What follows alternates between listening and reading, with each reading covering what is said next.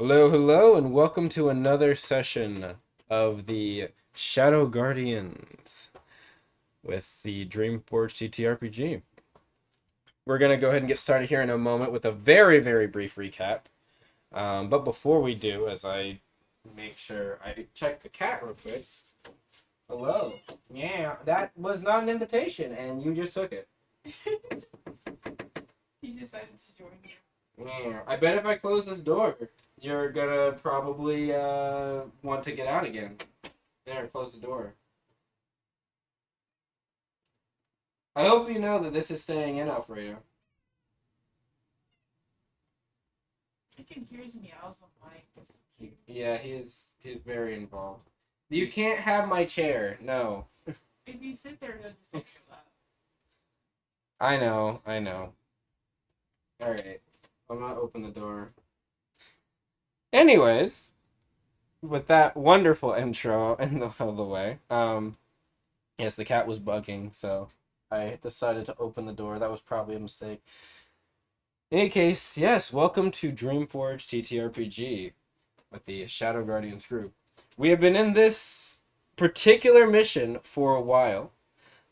It has been a minute, and that's for mostly my fault, but we're gonna go ahead and try to get through as much of this as we can. I will say, onto their last two engagements of this operation specifically. So with hope, we will be able to get through it in the next two specific sessions, or I guess videos. But we'll see how that goes. Also, make sure he doesn't jump on the bed. But yeah.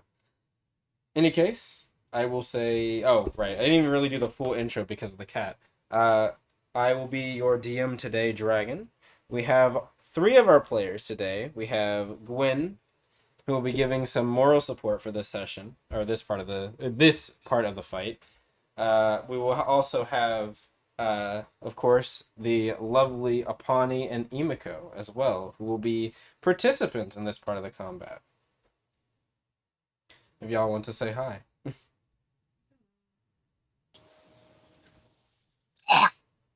That's yep, that is about what I expect. But in any case, let's go ahead and get into that recap as I get on the thing.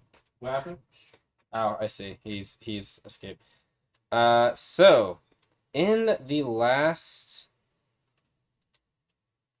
yes, we're gonna use that. I'm sorry, I got hello. All right, that doesn't mean you can go out the room, please. This is there's some cat shenanigans. Stop licking me. All right, come on.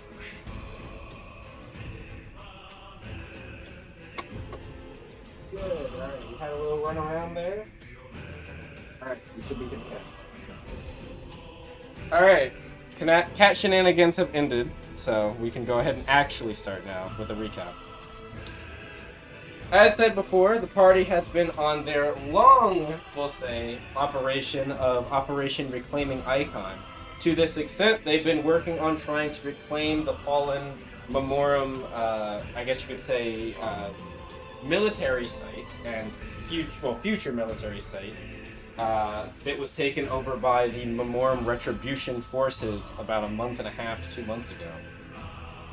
And also, of course, rescue the father and I guess you could say comrade of Sheen Ali, Tahari Hakma, who is one of the main Memorem generals, or I guess you could say captains, or sorry, commanders. As he would be, well, not only instrumental in helping aid their forces, but also might have some interesting information, at least as to what the Retribution such has been doing with the Isle of Icon Fall and other shenanigans that have been happening. They, for the most part, have succeeded in their operations, more so than they might realize at the moment. They'll probably find that out towards the end of this combat. But right now, they're working specifically on a little special op that was supposed to be happening during the main op of Reclaiming the Isle, which was to get Tahari and exfiltrate them out of the area to safety. Him and any of the additional people that have been captured from the original Memorem force in the Isle. They have fought their way into the mountain prison encampment that the Retribution has built and kind of, well, I wouldn't say built, kind of has taken over and has added some additions to. And at the moment, they've just blown through one of the main doors to enter the inner area of the prison, where Tahari is is known to be currently housed. And they've heard the words of, we'll say, challenge from the warden at the area right now, which is Hamid, the previous main leader of the attack on Icon Fall to begin with, back when Crow was there. Crow is the one who identified who it was, as he remembers him having been the one that originally attacked the island and captured Tahari. So, go ahead and begin there. Funny enough, he is actually the one who reacted the slowest out of this entire initiative. So, we will go ahead and start the actual battle music once I find it. Alright. So, to begin with, these brawlers in here, I know they're not actually called brawlers, they're called Earthen Fist. They are going to see down the hallway that's now been blown through by your armored knight, and they are going to actually move back. They're gonna kind of direct the others to follow suit, and basically just get ready. That's all they're gonna do. There's only 2 of them in here. These other guys are gonna move back there. You're gonna hear them say in Memorem, Imiko, you understand again what they're saying partially. They basically say to make sure that the room, the other back part of the room is sealed, and that they need to defend Tahari and the others from the invaders.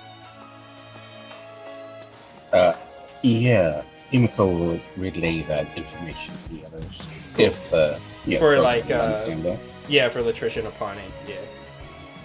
Crow can understand it, so he nods, kind of looking over at you, and he said if they're mentioning the others, then that means that everyone else is there too that we're looking for. I mean, we could always just, bust another wall in. Surprise them again. He kind of says it's not. Latricia's like, that wouldn't be a good idea. We'd be shooting blindly into a room that we know has some of the people we're looking for. The door was already risky enough. If we do any more damage, we could cause this place to collapse. You might be muted. One sec.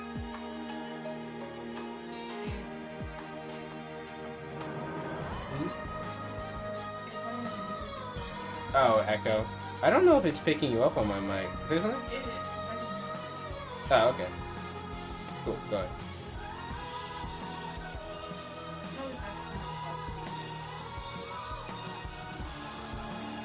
They will know. That's them for now, because they're all holding their action. So Crow's going first. Crow kind of looks over at you and says, he'll look over to you, Apani, and say, any ideas? I'm sorry, any ideas?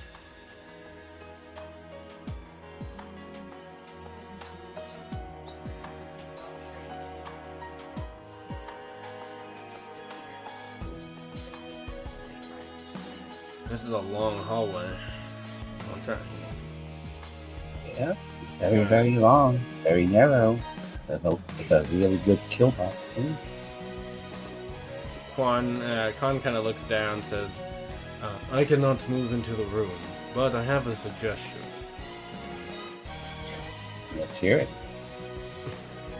It looks down, it looks at the floor, slowly looks back up towards the door, kind of going up the steps, and kind of holds out a hand, like a clawed finger, dragging down and then up again, like it's almost measuring something. And then says, I might be able to give you an expedited entry. You can stick it in. I cannot get that far into the hallway, but I can throw you into the hallway.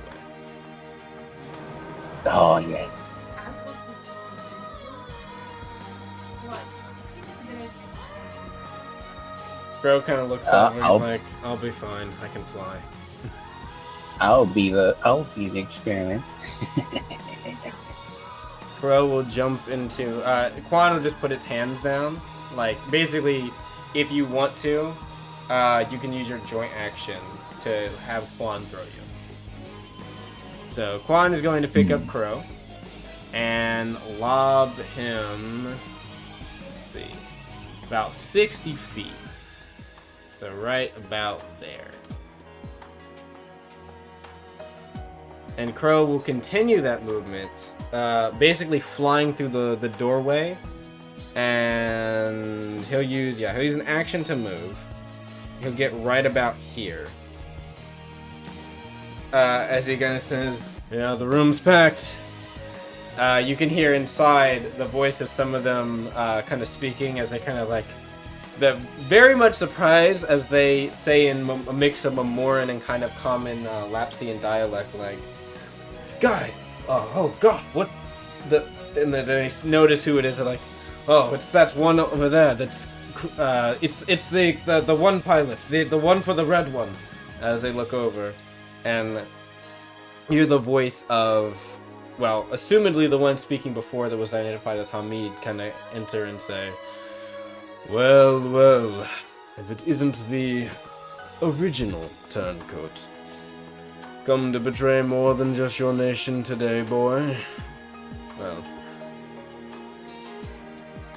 Hawari has given us special instructions for you, though that one can't be killed. But he can be knocked out. You know what to do." And before that happens, though, I mean, their actions were held until basically something entered the room. So these two are going to move up, or one of them is going to move up, and is going to actually come up and try to hit Crow with something. As I lost my page, one moment. There we go.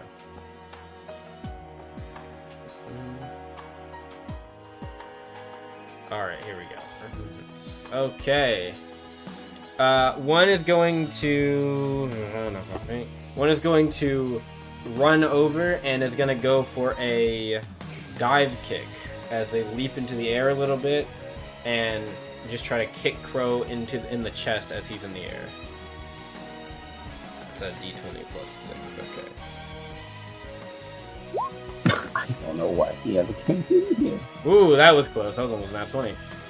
As they go for a leaping dive kick into Crow, luckily, seeing this coming, is going to kind of dodge roll out of the way in the air as they kind of sail past him a bit, missing. I think they gain a chain even if they miss. Yes.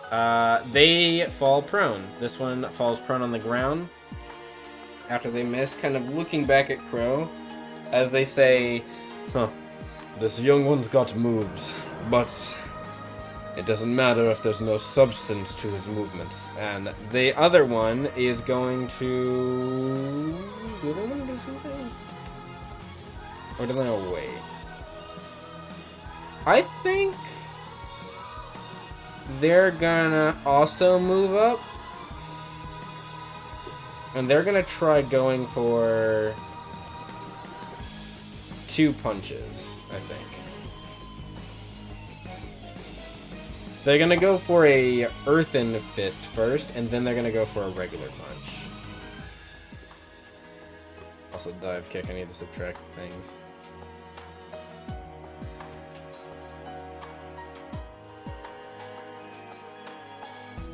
Oh, the number was... I don't know why the number... This should be...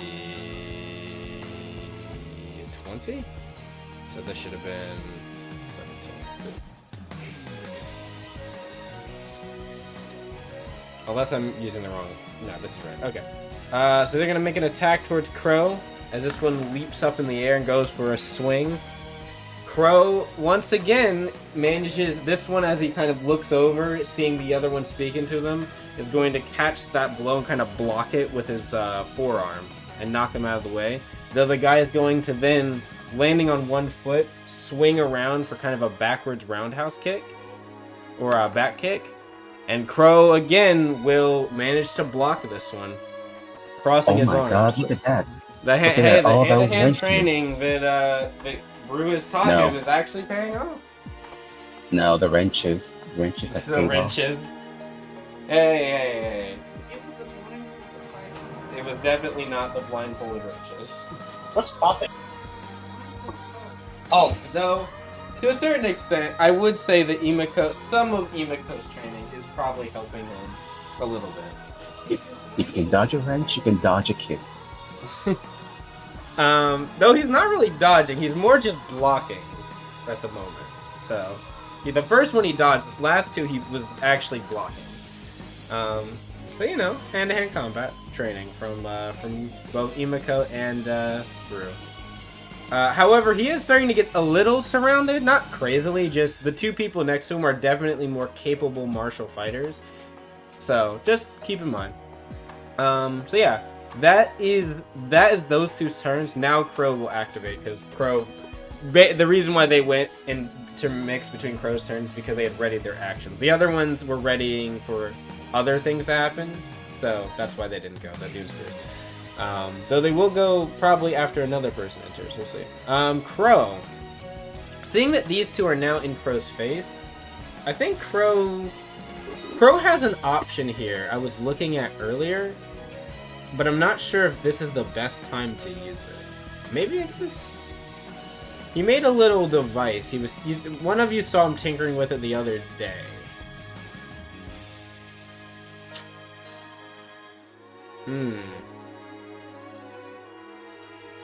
There's the gravity lasso. He doesn't need to move anyone, though. He could throw a grenade. Maybe throwing a grenade's not a bad idea.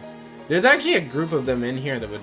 Actually, you know what? 90-foot throw or launch. 15-foot radius. You know what?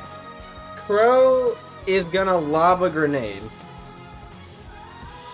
As these two, as he blocks that last blow, Crow's gonna reach into a pouch and behind his back in his coat, and grab out what looks to be a kind of fiery imbued kind of cell charge or blaze canister. He's going to pull a pin and kind of roll it under the guy that just tried to kick him. As the guy tries to stomp kind of like and kick it away, he will miss, because I don't believe this can be blocked unless it is. Nope, it cannot. They'd have to... I guess they could try to catch it, but I don't think they have that... let me check, actually. They might have that option. Are you the type of people that have the reaction? Combat roll, hand-to-hand counter. No. Melee, it's not a melee weapon. Nope. Oh, wait. Is that that's a steel fist, let me see. Nope, they don't have anything that can do that, so... They will miss to stomp it, and he's going to throw that grenade. Now, I believe that grenade has an agility saving throw of...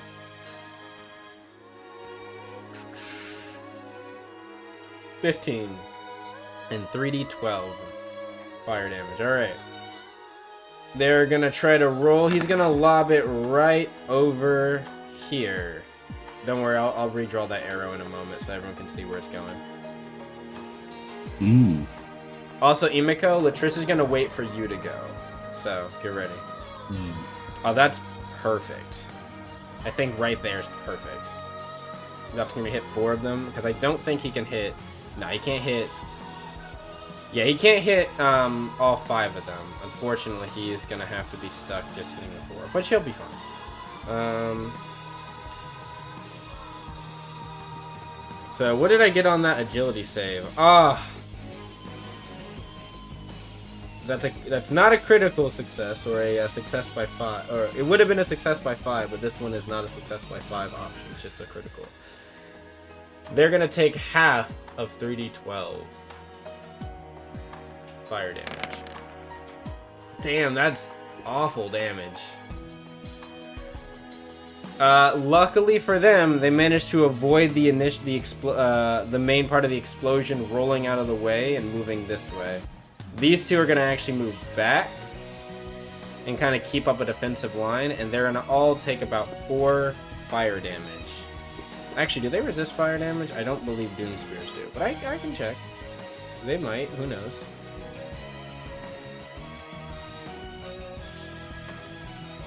Doom Spears. They do not. So for your future knowledge, these guys do not resist fire damage, at least not this current state. Oh wait. This guy did not take damage. That was my bad. This guy took damage.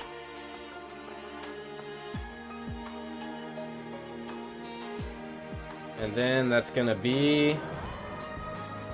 Crow's gonna have expended 3 more of his cell charges. Alright! Emiko, it's your turn. As Crow throws a grenade, he's like... That didn't work as well as I wanted it to. Emiko, I need some help here. Yeah, hold on. Towards you and holds out its claw hand like, are you ready? Oh, I've never been born ready. That joint action, she will gladly put a life on Fran's hands. All right, it will scoop you up, kind of hold you kind of like a furry ball, and then rolls forward and throws you into the room about 60 feet right here. Yes. So you may begin from here.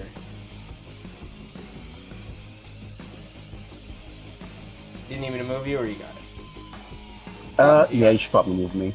I got it. Thank you. Just one back. There you go. Yeah, okay. Let me just check here. So you have 3 action. 3 actions. Oh, wow. Let me just check here. Burning 1 action to move towards here. Cool. Actually, right here near this way. Okay. The other guy kind of looks over his shoulder and then looks down as he realizes how short you are. And he says, Hey! What is this kobold doing here? Oh, you shouldn't have. And after that, she will lift up her cryotech shotgun right up to him. Alright. Roll it up. Let me just check here. D20. It was He kind of, as you pull out the 11. weapon, he's like, what is that type of firearm? He's saying this in Memorem's, but he's like, I've never seen a firearm like that. Yeah, here. You should probably look at right here. And at that, she will probably... Oh! Let me see it. You wanna hold on, G-con no. that one? Yeah, I'd say. Yeah. G-con, yeah. One last 14. one. 11. Oh, okay. Are you sure you're not And, using yeah. Quan's pluses on accident? Ooh. Yeah, probably. Then that's 13 and 21. So 13, you said. Wait. 13. Yeah. 13. Wait. For the... Oh, I'm using... Oh, wait. No, not the... Oh, Attack that's the roll? melee, isn't it? Yeah, you might be thinking. You're also using Quan's numbers, not Emiko's. Emiko's are probably less than that. Oh, right. Forgot about that. I know it's been a minute since I used Emiko's stuff specifically. Could I redo these instead? Well, I mean, just use the numbers, just change the pluses. So, By by the way, is that 2 attacks, or is that 1 attack re-rolled 3 times? 1 attack for the shotgun, the other for the glaive. Okay, was the 3 one? So the 1 was a re-roll. I know that. That was for the shotgun, and that was a 3, right? And then was the next roll after that the glaive? Repeat that? Okay. You rolled 3 times. One of those is a re-roll, or are both of them a re-roll for just the shotgun? Or is it the shotgun? Oh, the 14. The 14. Okay, that's the 14 is a shotgun. reroll. the 11 was another roll for a different one. Okay, just making sure. All right, in that case, what is your range attack? My range attack. Let me for check for the Emiko. crowd attack. Yeah, for Emiko's crowd attack. Range attack. For the crowd attack, let me check here. Let's see. The crowd attack is. Where is it? If you Is the. It is figure Yeah, out I what see it. your thing is, and then if the cryotech weapon has any bonuses on it. So like, what is Emiko's just general like range attack? The range attack is. Let me check here. First page, What's- probably second page. Yeah. Actually. Yeah. So the range is. It's a 45 to 90 range. No, that's the range. Sorry, the attack bonus. Attack bonus. Oh, that's the. Trial Cutter and Reality Hunter. It says. No, that's properties. Oh, sorry. Then it says piercing. That's damage. Oh, what? Wait, what? Okay, the bonus to attack, the attack that you like when you roll the d20, the thing you add to it. It's usually your. Oh, we're talking about. Yes. You're What talking is about what the is? Real Aggressor. Nope, that is the property as well. No, I'm sorry, because there's nothing in here. Okay, wait, where are you looking? I'm looking over here. Click where you're looking.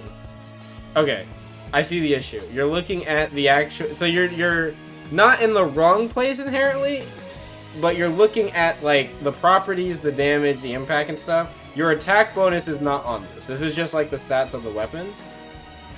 What you need is Also, you might need to know what those properties are, just for like in case this weapon does anything special. I see Reality Hunter on there. I don't see you have Cryo Hunter or Cutter. Here, go click me. Yeah. All right, are you on this Wait. page? Yeah. You see where I'm highlighting? Yeah, +6. Yeah, that's what your ranged attack roll is. I thought you were talking. Sorry, I'm dumb and also tired. You're fine. Sorry. You're fine. Yeah, so +6. Yeah. Yeah, +6, and I don't believe is this weapon like a plus? Does it have like a infusion bonus on or anything? I don't think it does.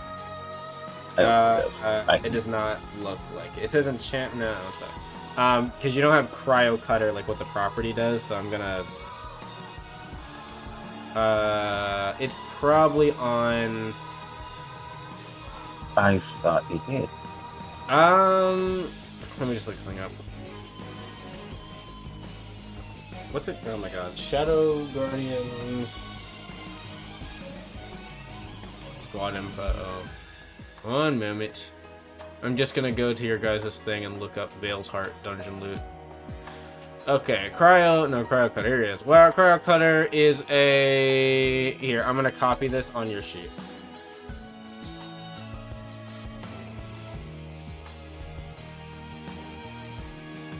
Also, I assume the clock is still running.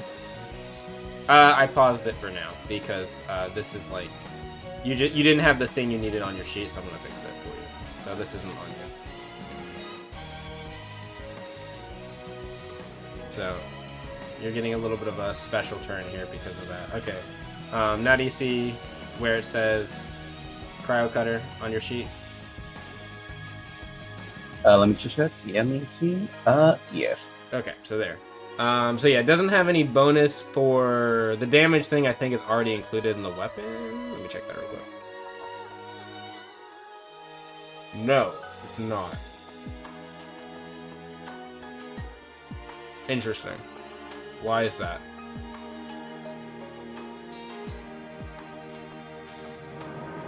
Yeah, I don't know why it's not. Yeah, so your weapon does. I'm gonna read it to you. I'm gonna fix your weapon later. I don't know why it's not, because like even in the original, it doesn't have this chord on it. Your weapon deals an additional 1d10 cosmic or cold damage, and it cannot be resisted and halves any reductions to cold damage. Probably should say or cosmic damage as well. When you hit a target that is afflicted with one of the following conditions or blights, they're not, so don't worry about that. But if they were, you would also deal an additional amount of additional DA damage. Also, for every piece of Seeker's Remnant or Alto Littell equipment you have equipped, you deal an additional +2 damage. I don't. You have oh yeah, veiled aggressor, right? Yes, I do. So you do +2 damage. So 1d10 plus a d +2 damage is what you're doing on top of the regular. I think d8 is it for the shotgun, or is it d10? D10 for the shotgun. Sorry. So it's right. So +10. So it's Unless- it's 2d. So 1d10 piercing, 1d10 +2. Or I'm sorry, 1d10 piercing plus your agility stat, which is 3, and then 1d10 +2, which is the cosmic or cold damage you decide. Okay. But I need to ask, do they hit? Right. What was it? The first attack was it was +6 to hit, so that would have been 9. The shotgun, as you pull it out, and kind of go for a quick hit against him, he manages to see at least where the nozzle is, and kind of shifts his body out of the way as you shoot and blast a chunk through this door, but you miss him. The second attack, your shotgun is a two-handed weapon, so you'd have to put it back and pull out your blade.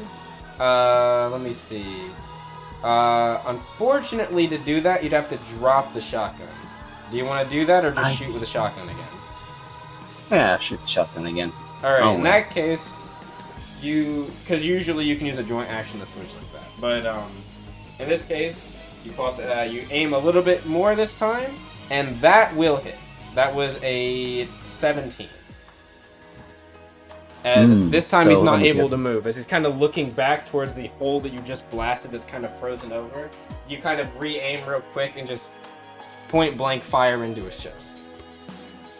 Okay, so what was that thing? 1d10 plus what was that? 1d10 plus your agility, that's your piercing damage. And then the second part of that damage is going to be 1d10 plus 2, and that is for the cold or cosmic damage, up to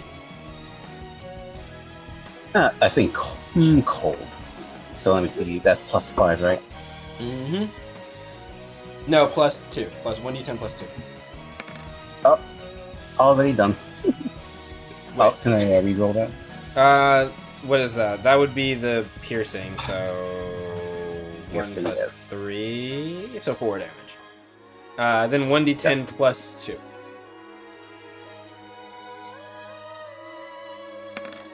Alright. So 4 piercing, and this is resonance level 2. I do not think they reduce or resist this. I'm gonna check my sure, but I think you're in the clear on that front. Yeah. This is not counting against your turn, don't worry, because I'm checking this stuff. Okay, there's everything. Okay, they do reduce some of the physical. They reduce about 2 of it, I believe. Or is it 3? I think it's 3 of it. So that's going to be 1 piercing damage. However, the cold damage you said? Yes. They do not resist or reduce it. So that's going to be 8. When you blast him in the chest, you can see some of the cloth wrapped around just kind of gets ripped through, and you can see that there's actually some padding underneath that kind of reduces some of the impact, but it's bored a couple of frozen kind of holes or like divots into the armor. He's not like super hurt, but that definitely got him a little bit like frazzled as he kind of looks down, and he looks back at you and he kind of says, in Memorem, he kind of says, this to those sylvan kobolds, a threat. Yeah, I think I would find it. Yeah, no shit, Sherlock. Now come and fight me, dumbass, and she will activate her stratagem. Oh, okay. Hey, Dragon, quick question. Yes. How do you, I need to ask, round down the the thing for the let me just check here for cognition, but you know, over here, Round down the because What do you mean? I think I remember one of the gems gave me a 23 for cognition. I think it's not the gym giving you the cognition. I think it's the thing in your brain. The No, NLP. no, I think one of One it. sec. Hold on. Cognition. Hopefully this doesn't appear that much. No, it's the gem. The gem. I'm going to it. Which gym is it? What's it called? Question. Oh, yeah, I can just Inquisition. click it. Oh, yep, never mind, you're right. So that's a +6. Yeah, it's a +6. So that's 2 plus half your cognition modifier. Tactician. Are you trying to figure out your what are you trying to figure out? Yeah. Trying to figure out how many people the I can, creatures. You can affect 5 creatures, I believe, with this. Because it's 2 plus half your cognition. So yeah, it's 5 creatures. Yeah. So let me just check. Yeah. So this one, Yep. this one, this one. No.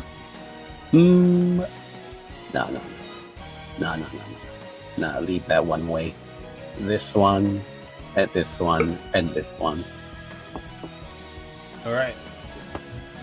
Yes, They have to make all of them. what type of save? Vigor, I think, or is it vigor. cognition? So No, it's an cognition. 8. I'm sorry.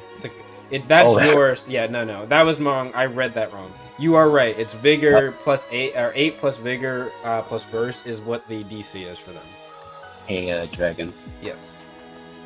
You failed. Yes, I did. I probably did.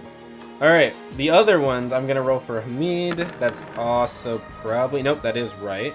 Hamid passed. Nope, that's still failed. 21. 23. Wait, DC. What's your vigor? Oh no, the cognition you said. Must be cognition. You're right. It is cognition. I'm sorry. Wait. So what's the save DC? Wait. If it's a cognition save, then they pass. He got a 21 on cognition too. Well, vigor save, a cognition saving throw, really? Yep. He got 21. Oh. The other one's got 16. What's your vigor? Oh yeah. My vigor is. Let me check here. +3. Probably. +1. +1. Yep. It's not that good. Wait. Do you have something boosting your vigor or something that's not accumulated, or am I just tripping? I don't know, but it says checking. like cognition saving throw though. It does take cognition saving throw, but the DC is what I'm trying to figure out. Yeah. I'm checking real quick. Wait, that's weird.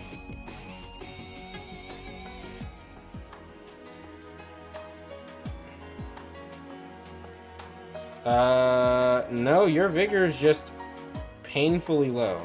Oh, I know why you have. I was like, wait, why is your health so high? I know why your health is high. It's because of what is it? Let me check. Vitality. Yep. No, it's because of a stat you have. Hmm.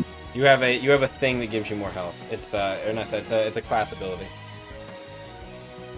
Because otherwise, you would not have. I was like, wait, why is your health so? Yeah, that makes sense why your health isn't so high. All right. In any case, yeah, that means that your DC is a 8 plus 1 plus 3, so it's a 12. That's fucking bullshit, man. Well, the doobie hella cookie crumbles. That's unfortunate. They all passed. But you still get the reduction from tactician stratagems. They're just not pulled to you. I assume that I think I remember a long time ago about the one thing. I think that did pass as well. Yeah, they all passed. Though the one that you were trying to initially get kind of looks. You've got his attention. He's locked onto you. He's switched off Crook. Well, not as much as I like, but sure, why not? All right. How many actions was that? That was Let's all see. of them. Movement, action hey. to attack, and then tactical stratagem. Actually, I do have one more action though, and that's called Adrenaline Surge. Oh, you want to do adrenaline surge? All right, go ahead. Yep, one time, and then she's gonna use the blaze instead. All right. Man, I thought it was cognition. That fucking sucks. That's alright. That'll be a 24. That is a hit. Also, I'm pretty sure Glaive does have a plus to it. Not that it matters, because you definitely hit with a 24 by base, but... what is it? Veiled So, Aggressor, right? Mm-hmm. Yeah, if you're wondering, that's funny. There's a whole portion of this that I don't think you're going to use for... At least unless you multi-class. There's like a whole thing about it boosting spells, but you don't do spells.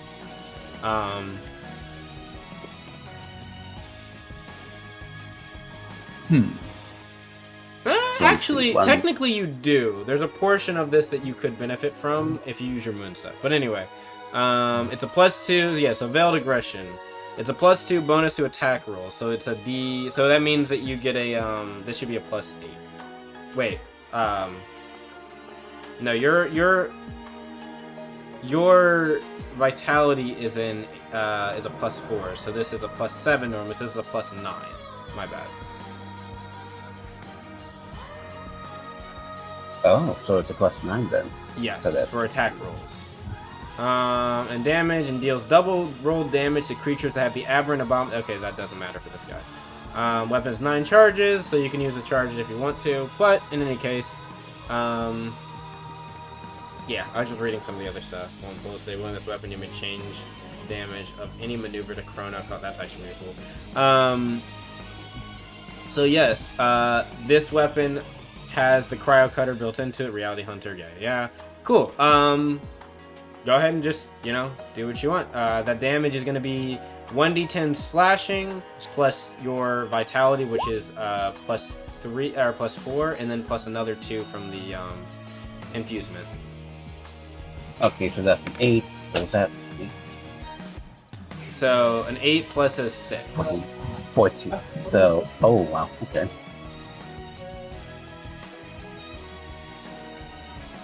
Ooh, that's... Yep. It's 8 plus 4 again? What is what, sorry? Repeat that? The first attack again? What was the first attack? What do you mean? Yeah, the damage again? Oh, it was a d8 per slashing plus 6, and then another d10. Oh, okay. Blech.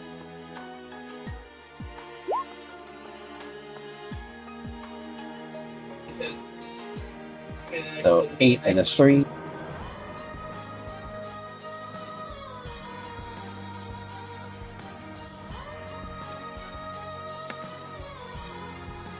Any modifiers, I mean? I don't think... Yeah, because the Cryo Cutter, I think, has the... Because there's Cryo Cutter on it. Yes, a +2. So let me list it. For both of these damages? Or No, just for the cosmic, the elemental damage portion. So that's 5 cosmic damage. Alright. You're doing cosmic damage, you said? E. Does he want to try to block this? Nah. Actually, nah, he's not. So that was 16. No, not 16. 14. Slashing damage, he's gonna take -4. So 10. Maybe he should have. And then -5. You bury the. You quickly, I guess, drop the kind of the shotgun and then pull out the glaive as you kind of just thrust it forward. He tries to kind of you know what? I'll roll for him. Why not? I don't think he's gonna hit it, but nah, even with his plus he wouldn't.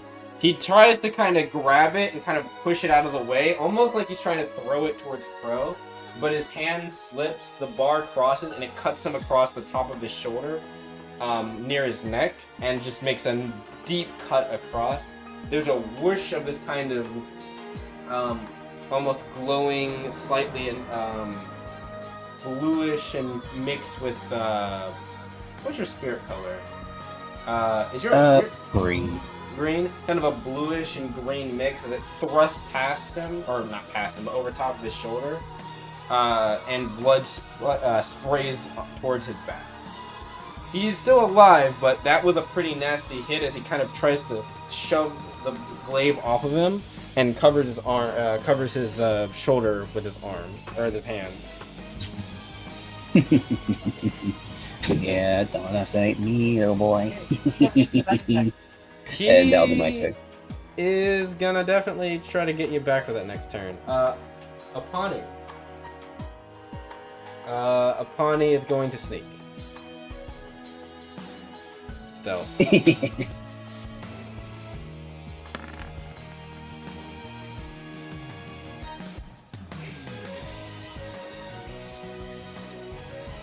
Also, I cannot hear upon. Yep, don't worry about that.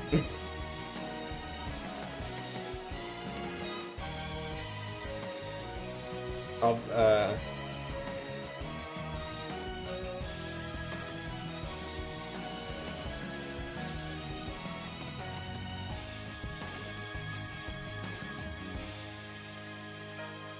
they're gonna sneak in here.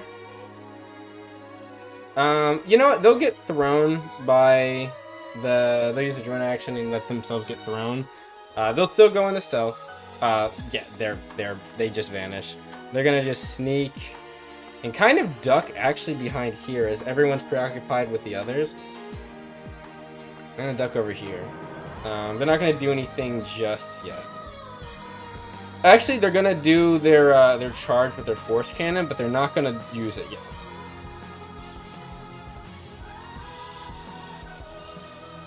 Latricia is gonna go.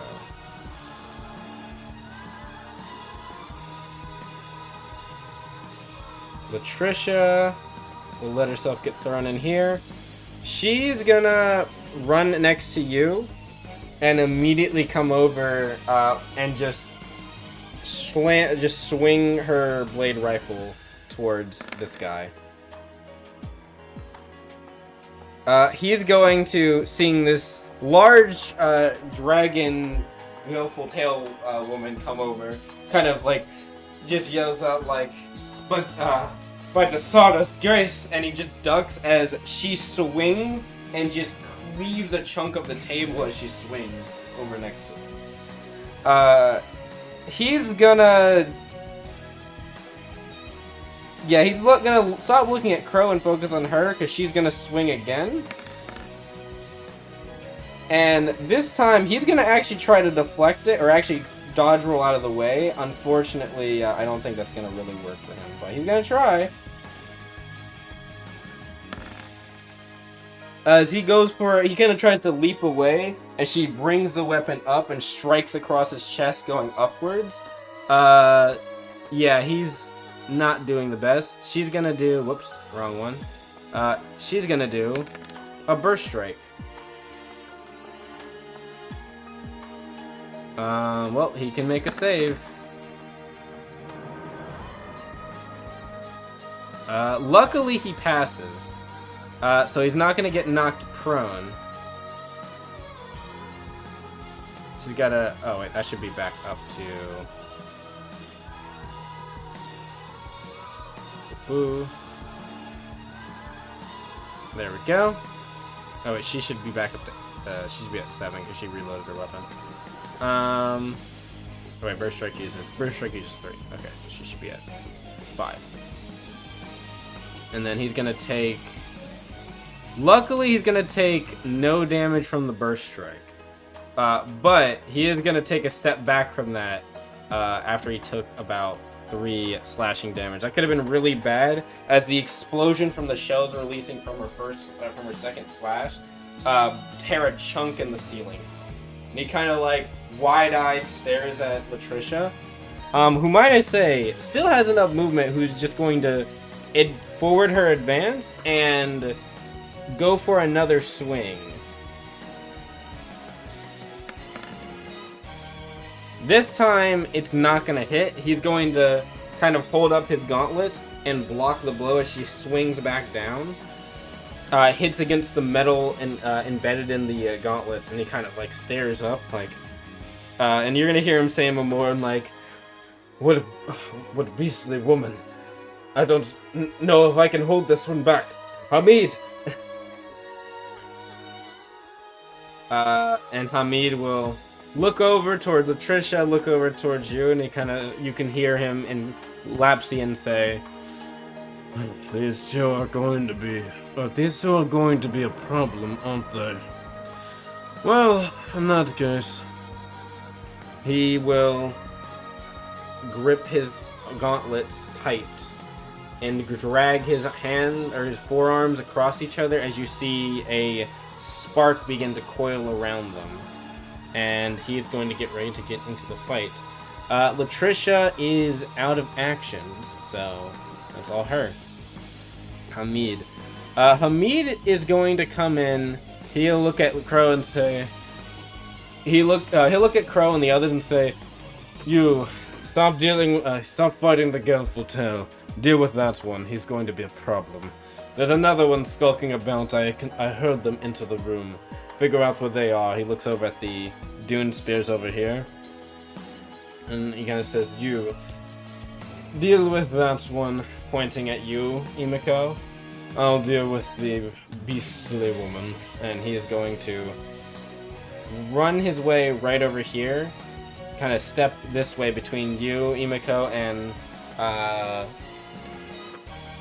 Latricia. And he's gonna go for some maneuvers.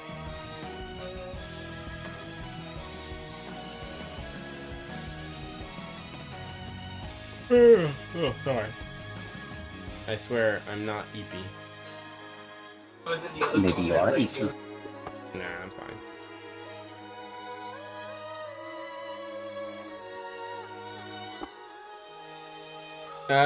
Here we go. This is what I was looking for.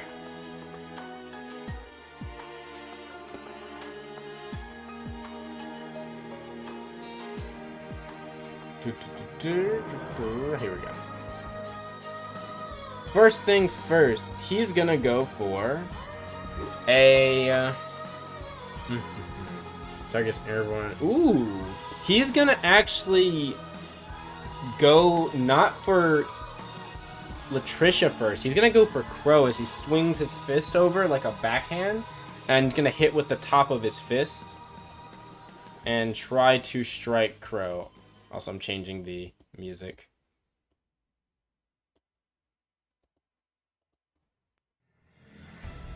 That's gonna be a d20 plus 7. Alright. Actually, he's got a little bit of a boost. I think it's a d20 plus 8 for him. 17. Crow, I think, is gonna get hit. Can Crow do anything? He can dodge roll, I think. I think he's going to, actually. Yeah, Crow's gonna try to roll out of the way of this. I don't think he wants to get hit by this. When targeted by an attack, you can use a combat dive, roll, invading maneuver. Okay, that's what he's gonna do. Crow is going to power shell. He's gonna try to do.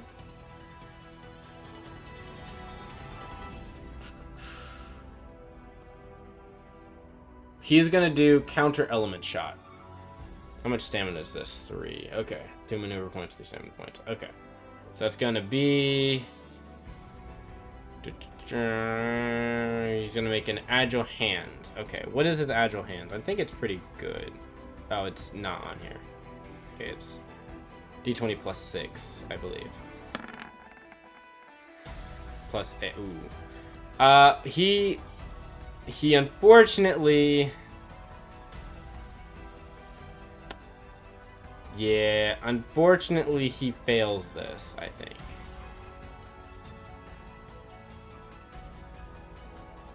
He tries to go for a roll. However, Hamid catches him off guard and he strikes him against the jaw and kind of bats him down, and you can see Crow just kind of thuds, hitting his back against the ground.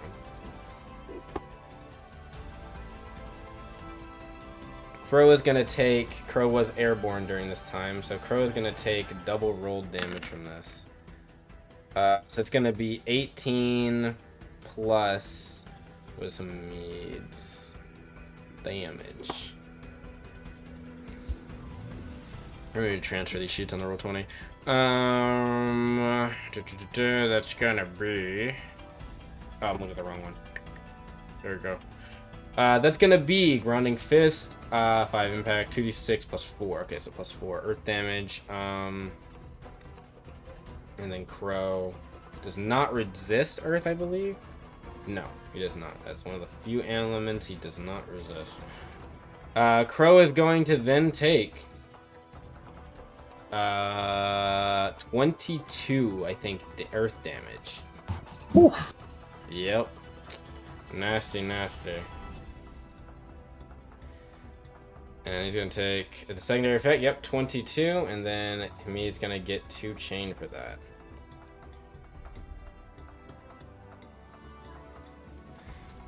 Yeah, it's a nasty hit. You can hear Crow like grunt in pain as he smacks his back, and he kind of says, he's like, you boy, stay there.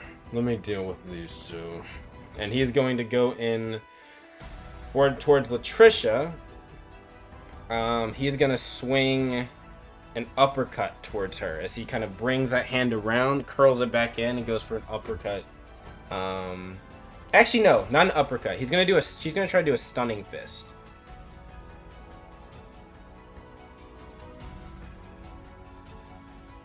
Oh wait, that's the wrong one. Ah, there it is. Minus 5. Also, I added the wrong thing. There we go.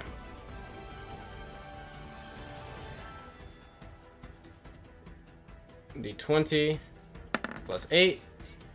This time, Latricia, he's gonna miss as Latricia brings up her weapon and kind of blocked with the broadside of it as he swings his fist over. You hear this loud cling sound as he slams into it. His fist almost like steel itself. Kind of like, well, you're a lot more martially adept than the boy over there. You might actually be worth a fight. What about you? And he looks to you, Imiko. He is going to then swing towards you, I think. He'll go for a...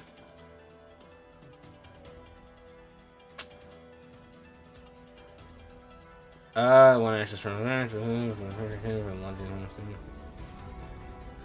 gonna go for a... He's gonna do the thing he was gonna do against her originally, and he's gonna go for a spiraling uppercut as he swings around and goes for a launching punch against you. D20 plus 8 once again. Oh! Hey, Dragon. Yep. I assume that I have tactical dice, right? Yes, you do. Yes. May I presume? Could I? Could I use retaliation tactic? Yes, you can.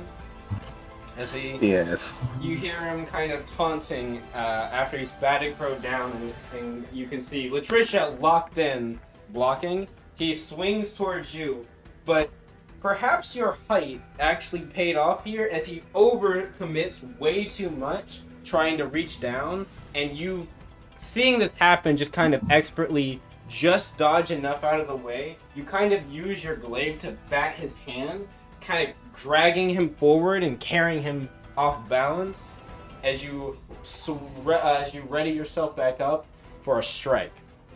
That is going to hit, and I'm gonna say since he crit failed, I'm not actually gonna give him the ability to try to like counter this. So go ahead, that's a hit. Okay, let me what just does check yes, retaliatory tactic do? Let me just check here. When you hit a creature, when a creature attempts to attack you, you can use attack point. If you hit, you may add a tactic die to the attack damages roll. So, and also gain 1 chain on hit. So, could I add another tactic die to the damage roll? Let's see. Yes, you add a tactical die. So if you hit, you may add a tactical die, which is a D8 for you, to the damage roll. Which you did. So roll your you hit. So roll the damage to D10 plus 6 and a D10 plus. Yep, you got it. So the first So one. 5. So 5 plus 6, so Mm. 11 slashing damage. Even with the cryo cutter as well. Well, that's just for the slashing. The cryo cutter is the D8. Gotcha. No D8. Sorry, the D10, the second D10. Then you're gonna roll a Gotcha. D8 for the. I think for your tactical points. Your tactical die is a D8, right? Or did it go up? I don't remember.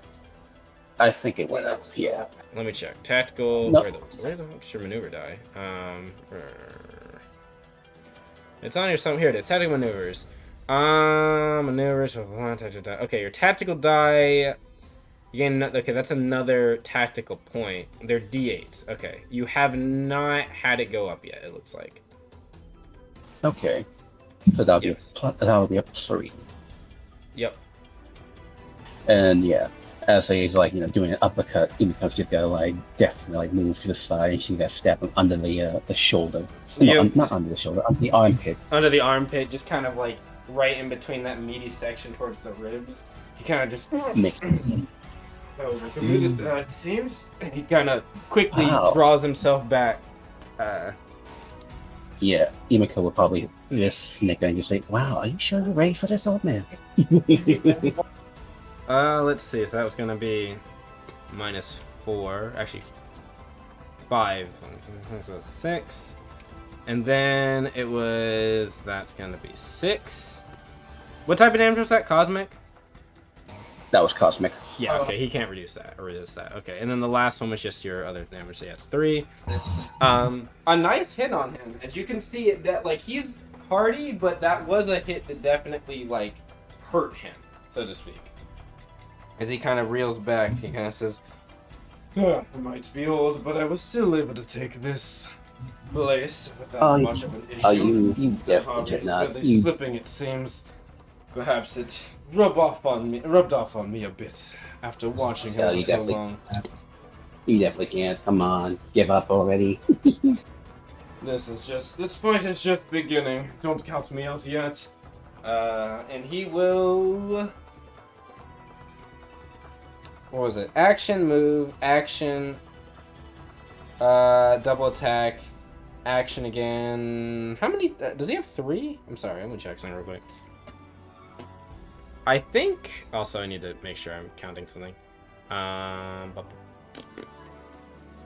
sec, sorry. I really did put this in a better place.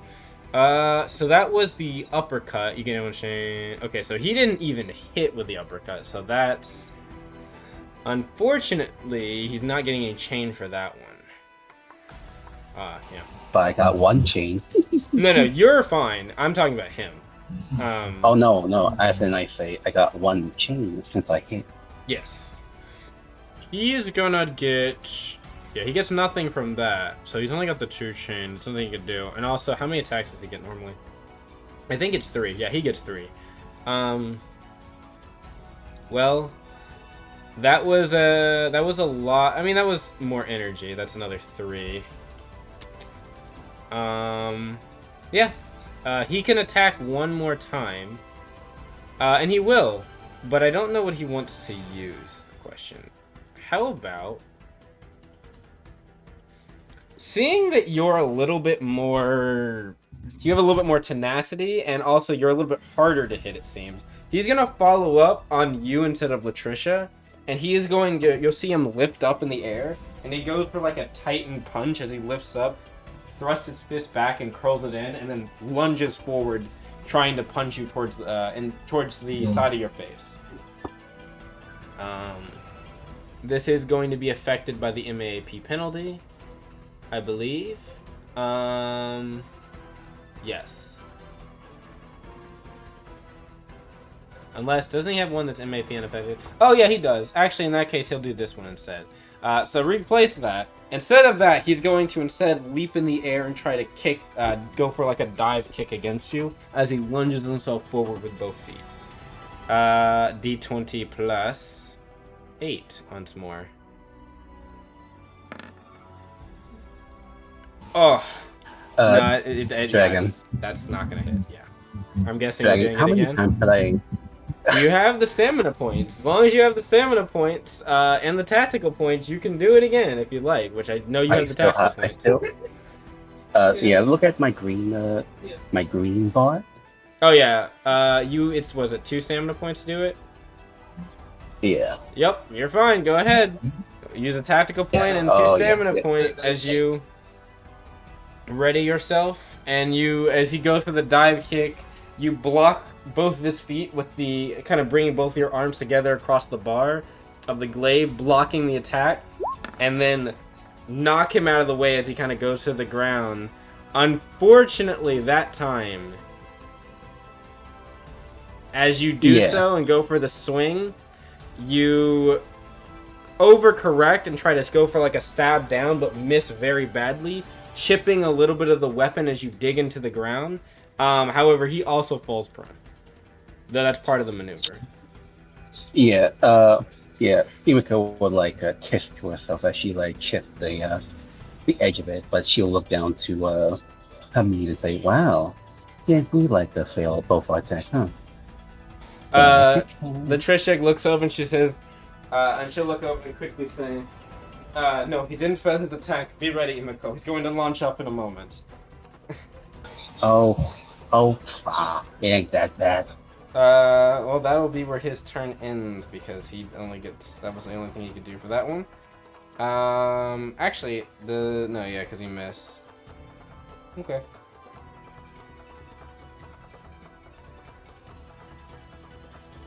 Oh, actually, he gains 2 from that, even if it was. Okay. The brawlers, they will go. They're gonna do what they were told. This one's gonna go after. He kind of looks over. He's like, he's like, go after. He's like, go after the boy, then I'll handle her. And they nod.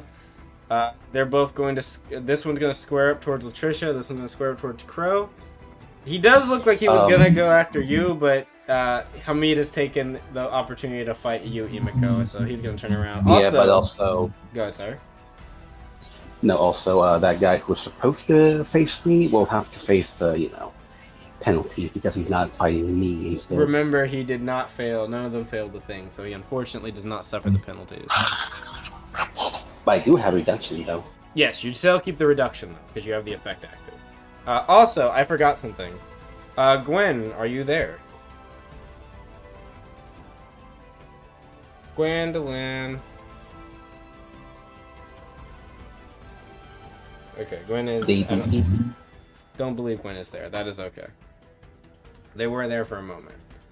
I was gonna ask them something, or I was gonna tell them something because they were supposed to get thrown into this fight. Oh, where are they? Oh, you're in the kitchen. Okay. Gwen, so you can hear me though?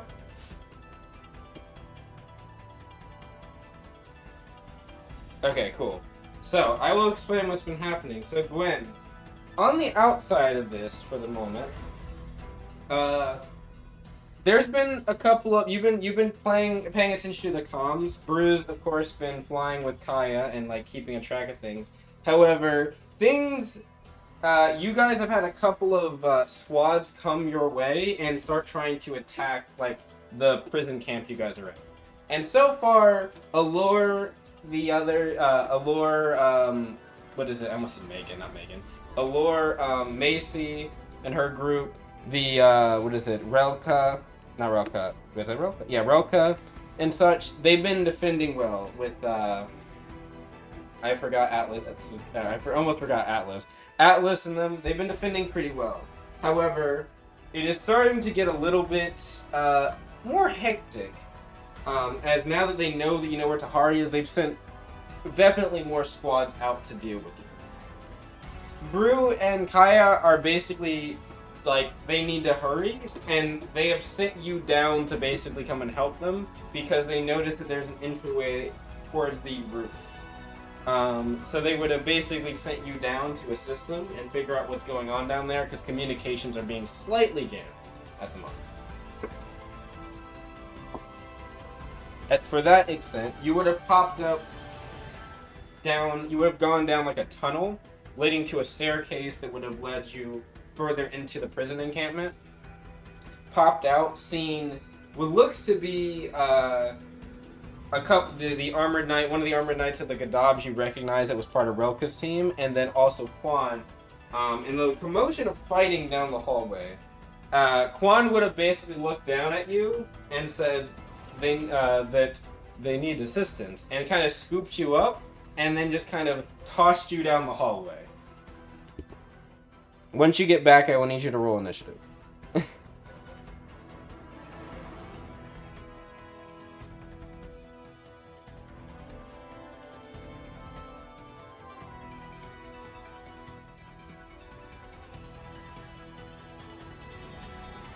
Crazy that Gwen's health is, I think, higher than yours, Emiko, but that's okay. One higher than my health. But yeah, once once they're back, they'll be able to do that. So, meanwhile, yeah. So these Earthen Fists, they're gonna go after Crow. One of them's gonna go after Crow. The other one's gonna go after Latricia. They're going to actually start using maneuvers now that old guy is out here. Both of them will enter a stance, and they will activate. They're going to do the same thing that he did, where they drag their arms across their forearms across each other, generating this electric spark, and then they will, they'll move their way on to attacking. The first one's gonna go for an Earthen Fist. And then follow it up. They're gonna both do the same thing. They're gonna go for an Earthen Fist and then follow it up with an uppercut.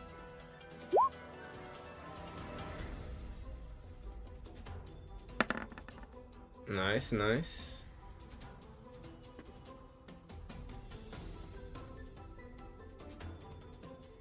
Let me make sure that, yeah, Gwendolyn's got light. Yeah, so Earthen Fist. They both have a D20 plus 6, I believe. So they go for their first Earthen Fist, and both Crow and Latricia will get missed. Oh, I guess Crow technically is prone, I believe. Nope, still misses Crow. As they both go for swings, Crow kind of rolls out of the way as he slams his fist down, embedding it into the ground, dragging it out. You can see there's like sparks that are coming off his fist. But the other guy, Latricia just manages to avoid it altogether. They're gonna go for another, I think, probably Earthen Fist instead of the uppercut, since the first one didn't hit. This time, Crow is... Oh, no, it's not going to hit. Okay, this one, however, will hit Crow. I will also track, so that's another -2. And then a -2. And then I believe... Let me check something. I think on Earthen Fist, if it hits, they get the chain. No, gonna hit and change the getting effect. Okay. Well, Crow is prone, so he is going to be affected by they are flat-footed prone. They take double roll damage, so they're gonna take a D6 plus 3, so that's gonna be 4 plus 3. 7 is what Crow's gonna take. Oh, I guess roll another roll. My bad. How could I forget? So that's gonna be 2, 6, 8. So 16. Also, I didn't reduce the physical that Crow takes. I think Crow takes like 3 less physical because of his armor. And then 16 plus 3, 19. So Crow is going to take another 16 damage. Crow's got something, don't worry. Emiko, Crow is not looking good as he rolls. The first fist misses him, but the second one, oh, I forgot also because of fundamental friction. I need to roll another 2d lightning damage. This one, they catch him as he rolls square in the stomach as he is embedded into the ground and just spits up blood. Yeah, Emiko is, while she's still in the game, she is absolutely, like, taking glances, like, worried. Yeah, this was a nasty hit on Crow. Also, I need to check something real quick. So fundamental friction D8, yeah, because it's just a D8 for them. And then I need to check Crow, because I think Crow resists lightning damage. Yes, while the thing is active. And then, okay, it's 5. I thought it was 3. So that's gonna be, I'll add 2 back to Crow.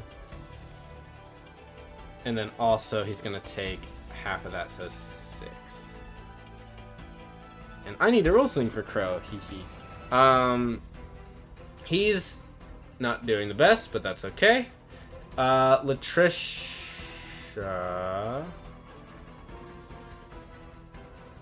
No, it's fine. So yeah, double roll damage. Latricia will block the blow, seeing that Crow is definitely being hurt. She looks over to you. There is a look of adrenaline and, how will we put it? Killer intent as she stares at the guy that just hit Crow, which is this one right here. He looks like he's rearing back for another swing. I need to roll something for Crow. Oh no. Uh-oh. Let me go and check something. Okay, here's what I was looking for. I should have used the shockwave. On actual entire attack, you can see it in 60 feet. Half his movement. Should move to you. Crow is going to. It wouldn't have mattered.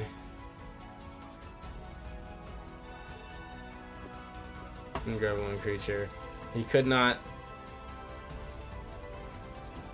Okay, you can perform this being targeted by attack. When you take out of range, the attack automatically misses you. Otherwise, how far can he move though? In a straight line of 30 feet. Okay. I read that and I didn't realize something. So I'm going to give him back his health. Because I didn't realize, I thought that he couldn't do this. But it is technically, there's nothing that it says about this not working on a crit. It just says, you can perform this as a reaction to being targeted by any attack that you can see within 60 feet.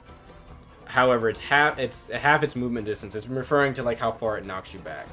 So he can disengage and grab a willing creature and go with them.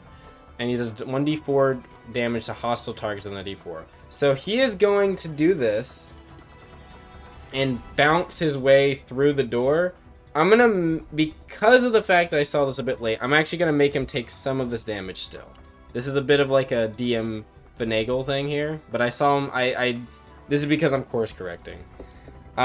This guy's gonna take, I think it's actually 2d4 because this is a, 2 damage. As Crow is thudded into the ground, his arm, you can see, opens up, like it kind of, almost like a fan, opens up, and you can see an energy, a realm of energy grows and just blast him through the doors back here. This guy is kind of thudded with some of that force, but he manages to block most of it, kind of crossing his arm over his, or bending his arm over in front of him. However, that's not the concerning part. Crow got a 4, didn't he? Let's look at something, shall we?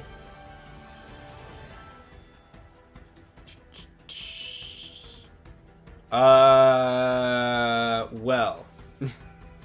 Emiko. Yeah. Oh, this is funny, because Gwendolyn just got here. Emiko, you roll me. What's your passive soul sense? I don't think it's good. Hold on. It's a 13. 13, you say? Yeah. Okay. I will say, even with a 13, as Crow gets throws himself, it seems like almost instinctually through this door. The door kind of swings back and forth on its hinges for a moment. The guy who kind of you can see he kind of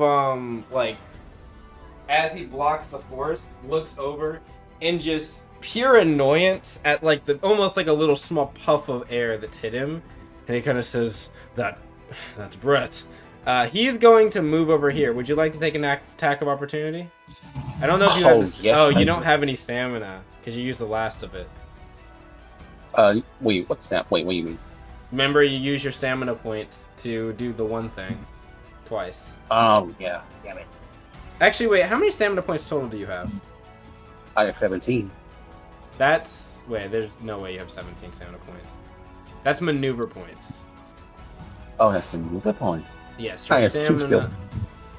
stamina... let me check. You've used your... I'm gonna go check. Retaliation is 2 stamina points, so you use that twice. You said 2 tactical points, and then... Ah. Let me check your stamina points. You probably have it on your sheet. I know you're using an unupdated sheet, but... Yeah, how many stamina do I have? So I can, like, put it on there. Okay, your reflex movement is not... You have the... This is like an old sheet. I think we're gonna update your sheet soon. I know that, like, we were waiting for the whole, like, one thing, but honestly, it might be worth just doing it. Sure. Also, it'll probably get you reacquainted with things, because I know you're out of the... You've been out of the loop for a bit.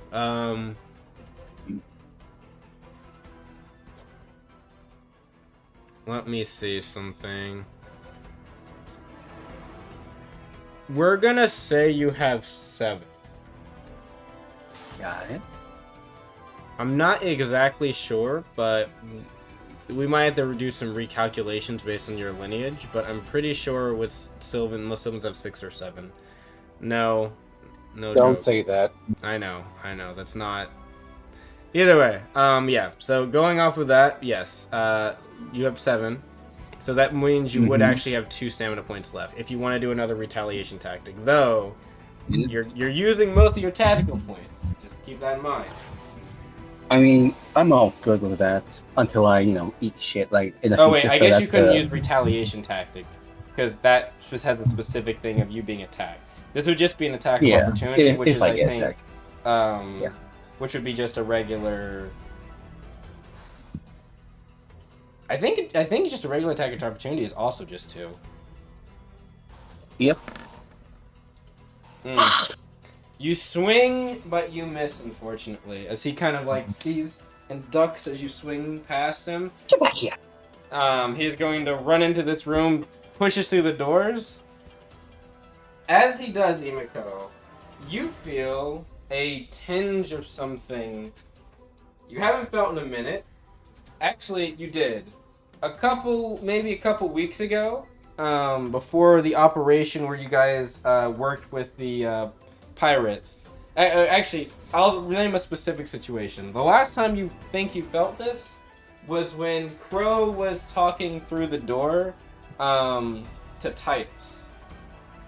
And he was having a little moment where he was getting a little seemingly agitated, but calmed down. You sense a little bit of a small surge at this point of chaos energy leaking through the door. Yeah, I think I'll look to the electrician and say, hey, we should probably hurry this up before, She looks over and notices, like, that moment where you're pointing at, she's like, oh no. Hamid says, well, don't worry, we've been given instructions to not kill that boy. The others... Oh, no. Oh, no, I think you don't know this, but you kind of fucked up on this one, man. The guy says, I don't know. That boy looks like his vigor is starting to drain. I don't think he's got much fights left in him. Are you about that, old man? Because I think something about to happen real fast. This one kind of shrugs, is gonna go for another quick punch attack. Nothing crazy, just another punch.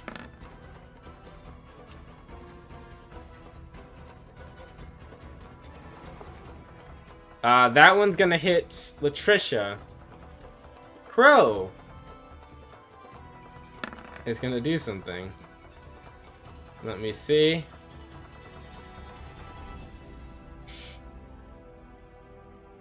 I'm gonna roll. There's a reason I'm rolling these attack rolls separately. Crow, would you like to?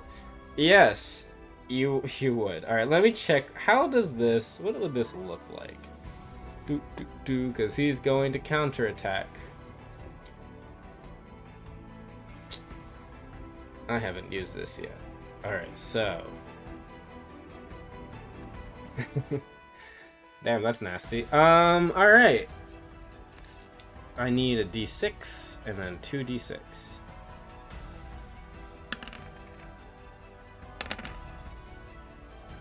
That's gonna be 3, so 6, so that's 6 damage. Reduce strength to... So that's 3. Alright, so... as this guy goes for a swing on Latricia, he is going... Latricia's gonna try to counterattack it, I think. Unfortunately, she tries to go for a counterattack. She is not going to do well. As she kind of goes for a block, he will kind of almost feint the punch, the first punch as she tries to block, and she will get hit towards the jaw as he follows through and kind of tries to push her back, but she will hold her footing. She is, however, going to take... That's 3. She's going to take 3 damage. Not a lot. Oh, plus the D8 lightning. Right.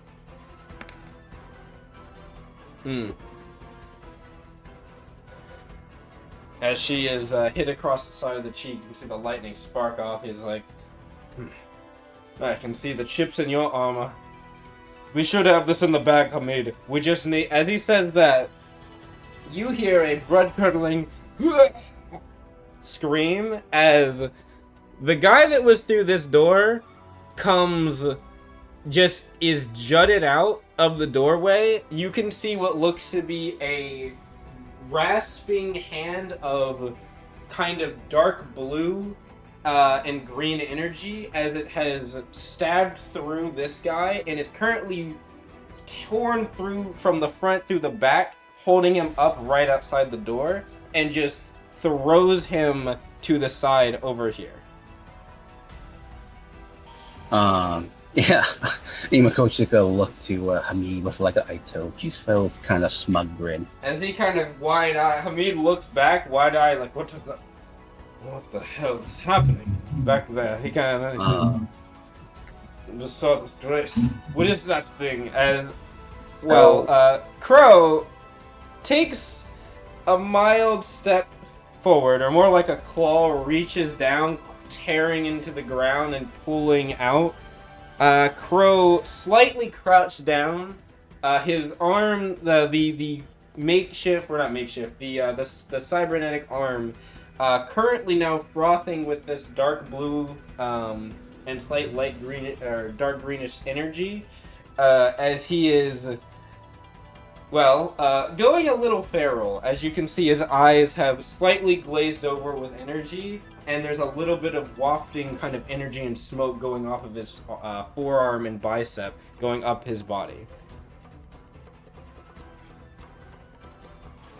Imako is like, not aghast, no shock. She is like looking him up and down like, and Latricia, as she can see, she will see that Imako is like biting her lip like, God damn. It's just like, not the time. We need to do something about Crow's condition. Oh, right. We should probably take care of these guys here. She looks over at they're kind of looking back towards Crow like, what is that? Wasn't in nuts. Like, what is this? These guys have been kind of readying.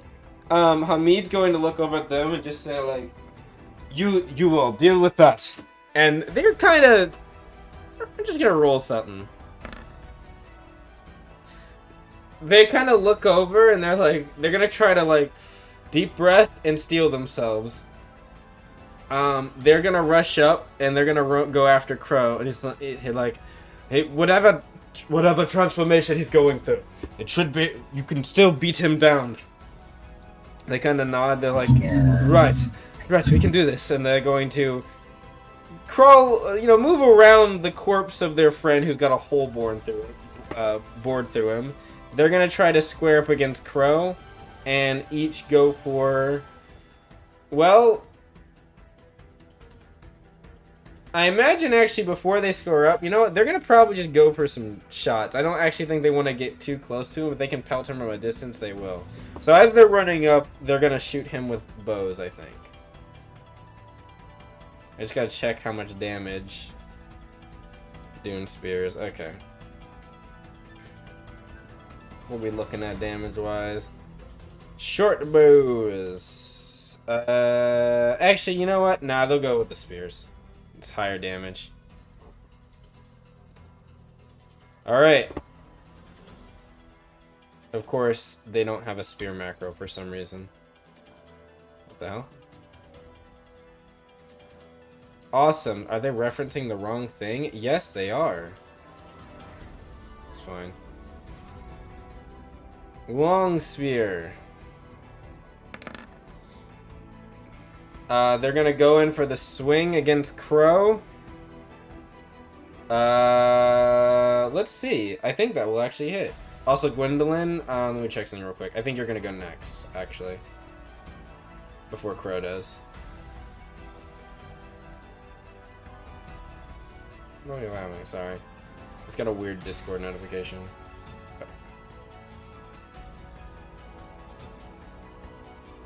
I'm gonna just ignore. I don't even know what that is about. Okay, sorry. Let's see. That's gonna be 17 to hit. I actually think that won't hit Crow in this current state. I think he actually gets like a +1 AC.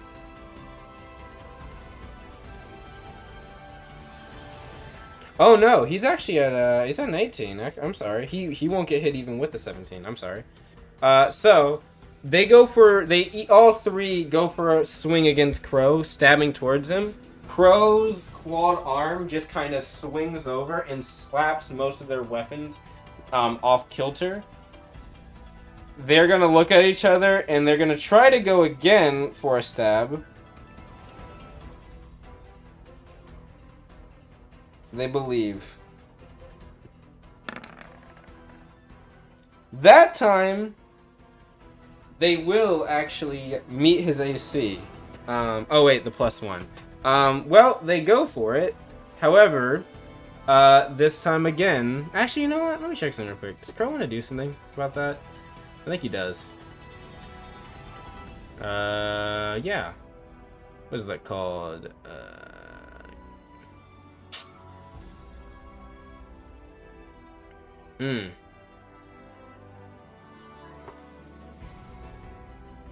No, actually, he is not. Crow will take some damage as they stab into him. Also, I did check. He does not get the 8 +1 AC I was thinking about. That's a different person. Crow will take... What was that? 5 -5, so that's... Okay, so that's going to be... Crow takes 12 damage as they stab into his side in 3 different places. Crow is definitely still hurt, by the way, Emiko. You can still see, like, he's bleeding, notably. But he's not down and out for the count yet. Gwendolyn, your turn.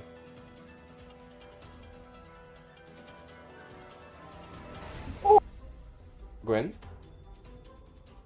Are you still in the kitchen?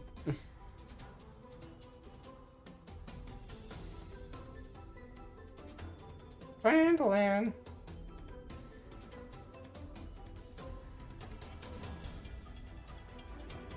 They might still be. I'm gonna go ahead to the next turn, and they can have their turn when they come back. Well, either way, Emiko actually, or Crow. Crow actually technically would go. Yeah, you're right. Crow would go first. Latricia's been like waiting her turn basically. Crow. Ooh. I mean, I want to do something, but like, nah. He's currently going feral, so he's gonna do it.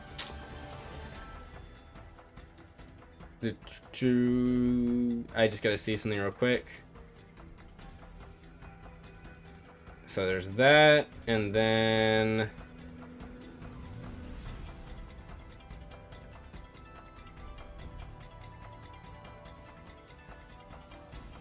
To keep he's only going to keep the meter share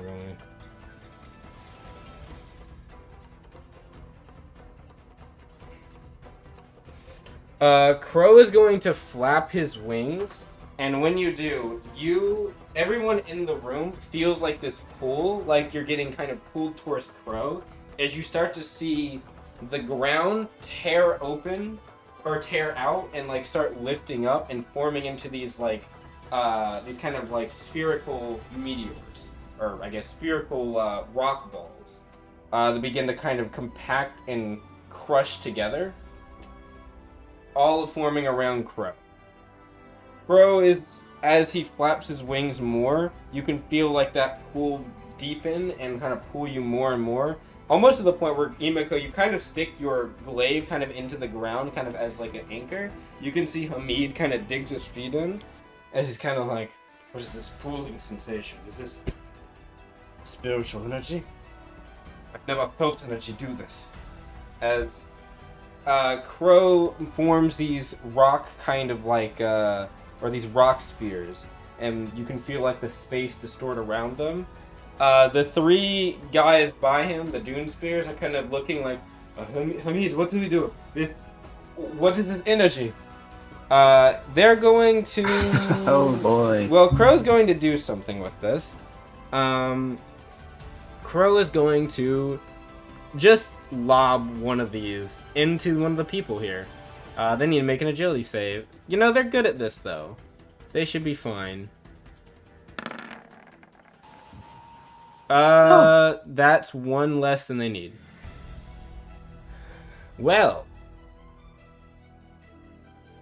Let's just roll that damage, shall we? Yeah, yeah, I think when they say that, Emiko is definitely gonna say, Oh! "Oh man, we were totally gonna go and incapacitate you guys, but since you know this secret." Emiko, yeah. as you say that, one of the guy that's like, that was like, I mean, what do we?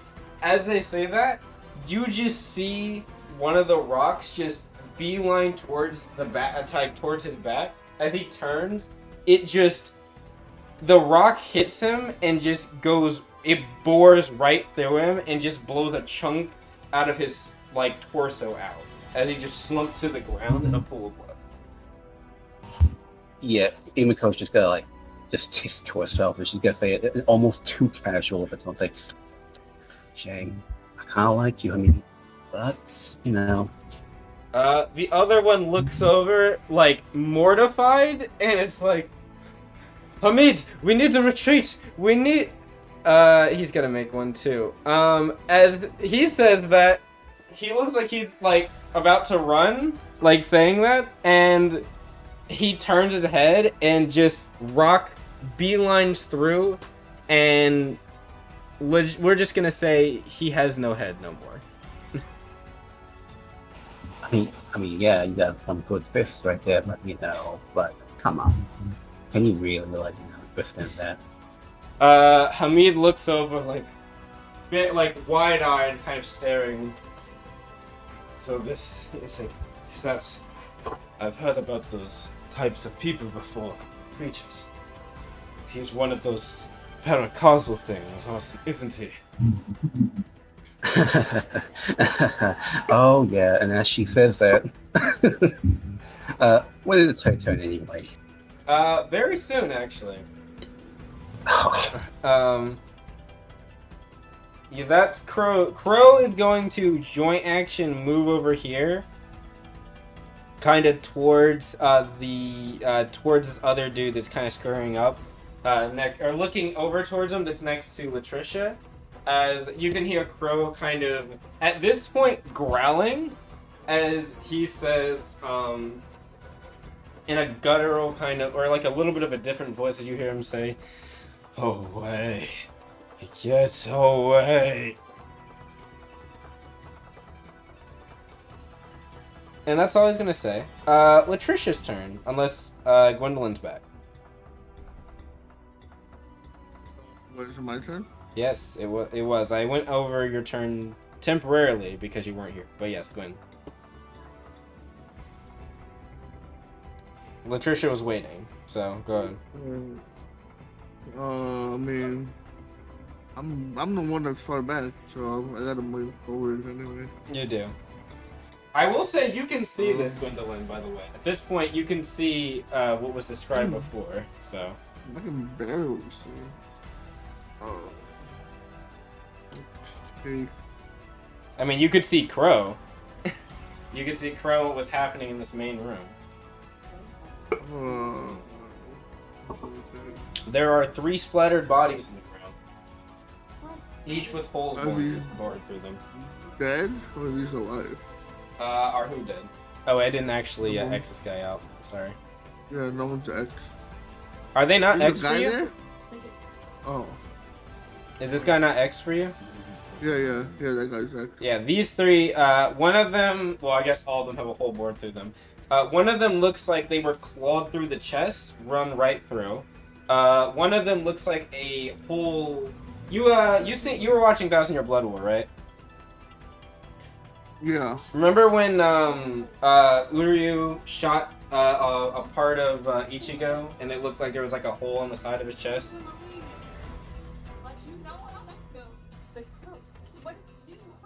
Do you remember that scene? They have holes in their chest. Well, that's that one. The other one is the one by the table. Their entire head was blown off. What looked to be a rock that was kind of forming out of the ground, coalesced in like a weird like gravitational rift, just shot through his skull and blew his head completely off.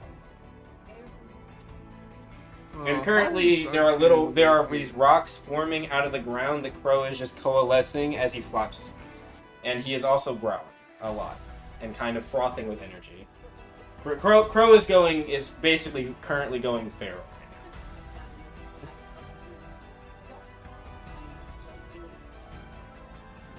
now. How's our team looking based off health? Anyone looking crazy? You can see Latricia looks like she's taking some hits, but she's doing fine.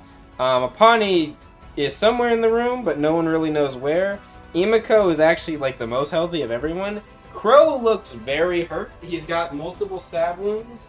He's probably taking the most damage. You can see there's like damage on his armor where it looks like he got slugged in the chest really hard. There's like a bowed-in section of it.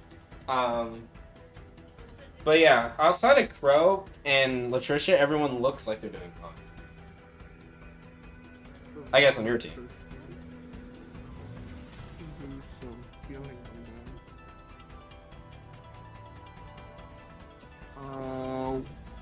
Can you remind me what document is the spell? No, never mind. Chapter 12. Yes, Chapter 12 are spells. Class stuff is Chapter 4. Also, my throat is fucking with me right now. Don't worry, I can make it through this fight.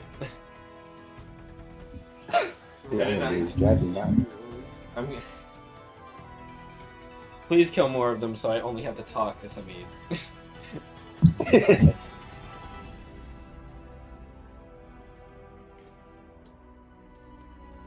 No, I guess these guys were in the back waiting for stuff to happen. I guess they're gonna do something now. After Latricia, or not after Gwendolyn goes, before Latricia goes, they're gonna. Oh, I have to touch them. Alright, if I have to touch, 15 feet. That's 15. I can touch the three. Which one's Crow? I don't see their names. Crow is the one currently going feral. Do you want to walk up and touch the feral? I can't touch Crow, but I can touch Latricia. Yeah, Latricia's over there. I mean, I'm not saying you can't touch Crow. I'm just saying, like, you know, he's going a little. He's having a little moment. Yeah, no. Don't worry, he don't bite. Yes, I do. Casting at level 2, so 12 soul charges. All right. Remedy. Ooh. All right.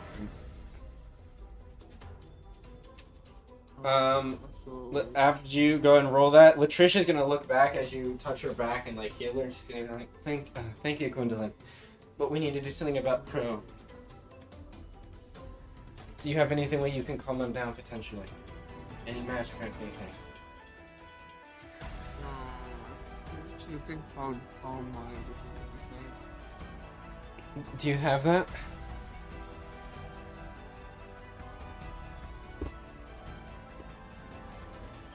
Well, I'm just guessing on me. Let me look at my list. Gwendolyn quickly looking at like what she's got ready. Like, what can I do?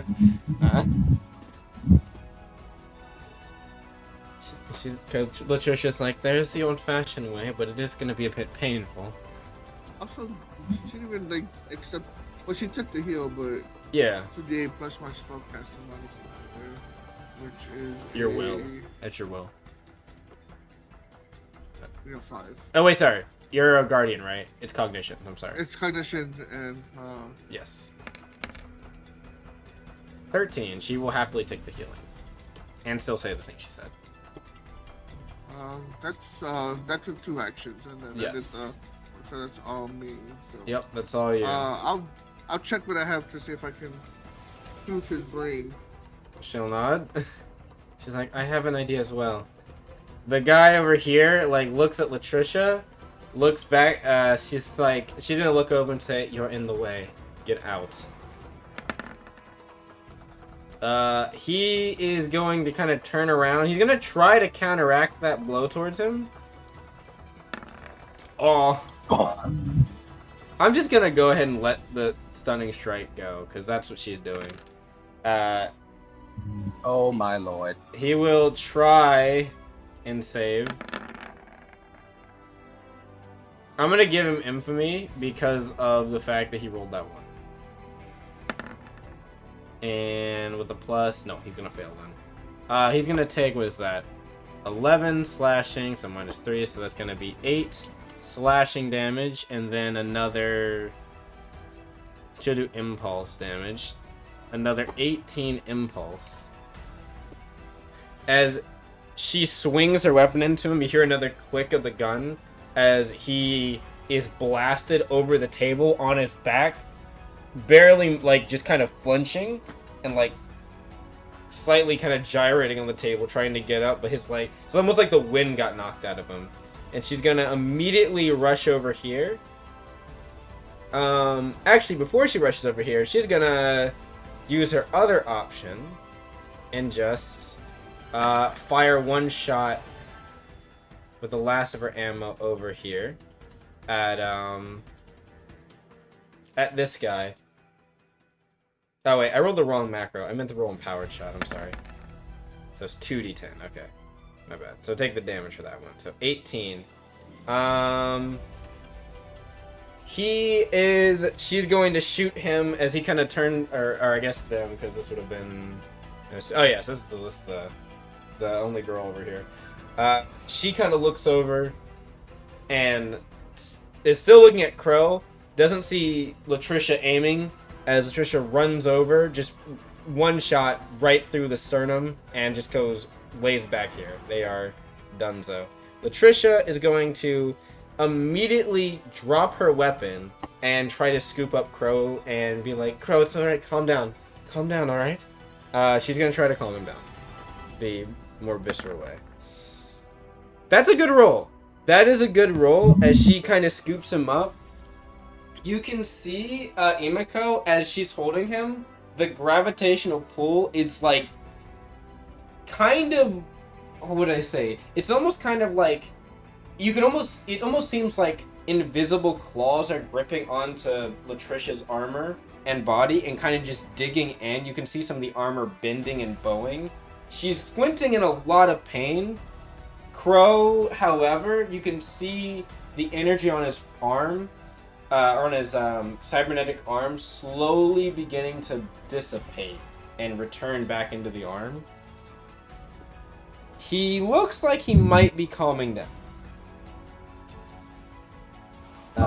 Gwendolyn already went.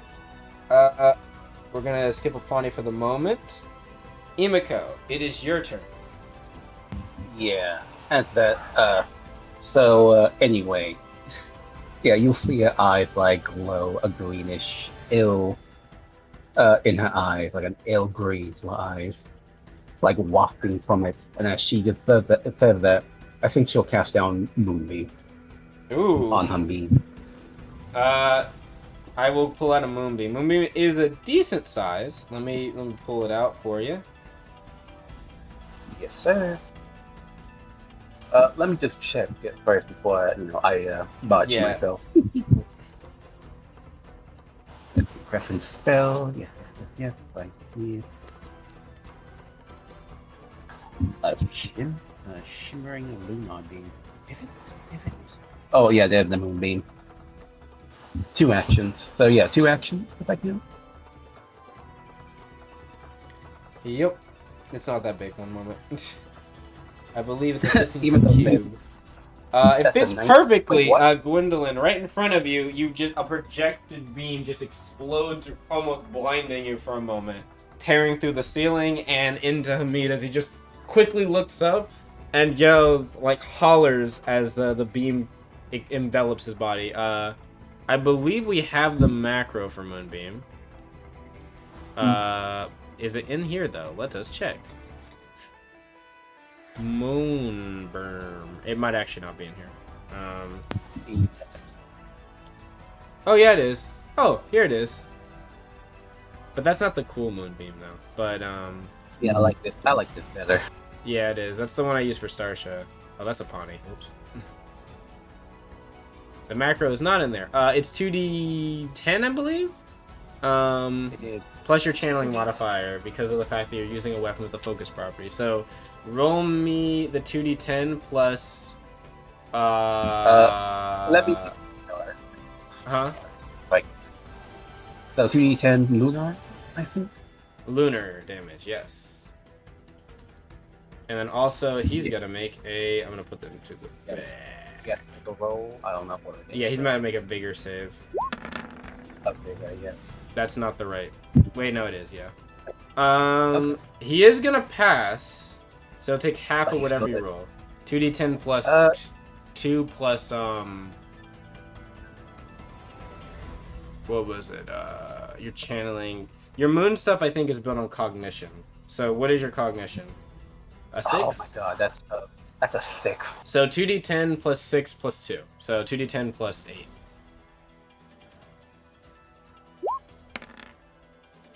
Alright, so he's going to take 6 of that lunar damage. And then he is going to roll himself right over here out of the way as you can see, slightly on fire, but stamping it out on his shoulders. He kind of says, "You're one of them too? Alright." Oh, yeah. Yes, I am. And also, I think she's gonna grapple him. Alright, roll me a grapple. I'm gonna try to resist it. Plus, what is it? 8 plus 3? So, 11. So, 17. You beat him. 20.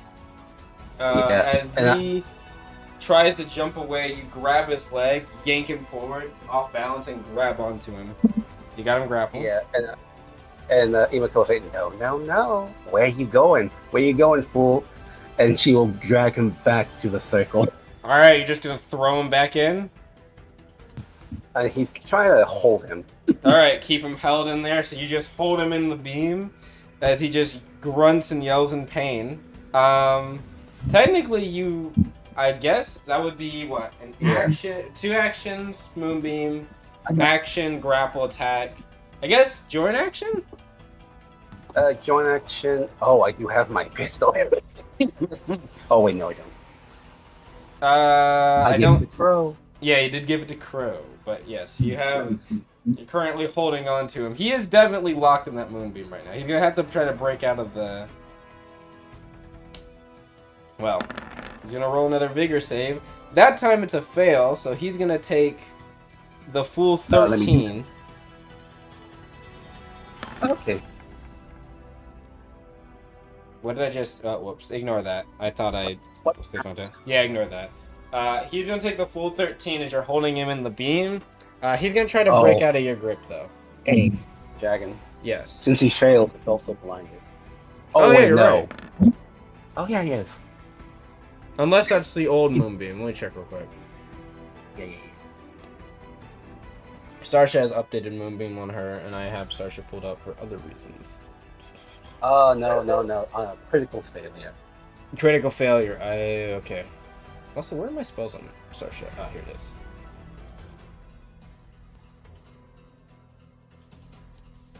Wait. So, Ah, it's in my special yeah. abilities. Sorry. How many tactical die do I have left? None, right? You use. I know you use one auto combat. You have one. Wait. You haven't used retaliatory strike, so you have one left.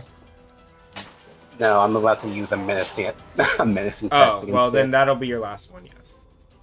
Yeah, thank God. Here we go, Moonbeam. 2d10, lunar radiant damage, celestial, blah blah blah. Critical. Yeah, you're right. So on a critical failure, they're blind. Yep, correct. However, Yeah, so- if they fail the saving throw, they can't use any well, I mean, he's grappled anyway, so he couldn't do that. I need you to roll me a grapple check.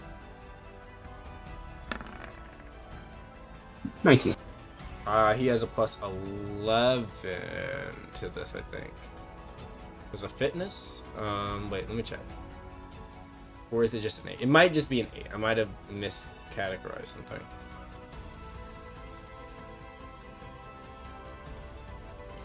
It is a fitness. It is a plus 10. I'm sorry, not 11.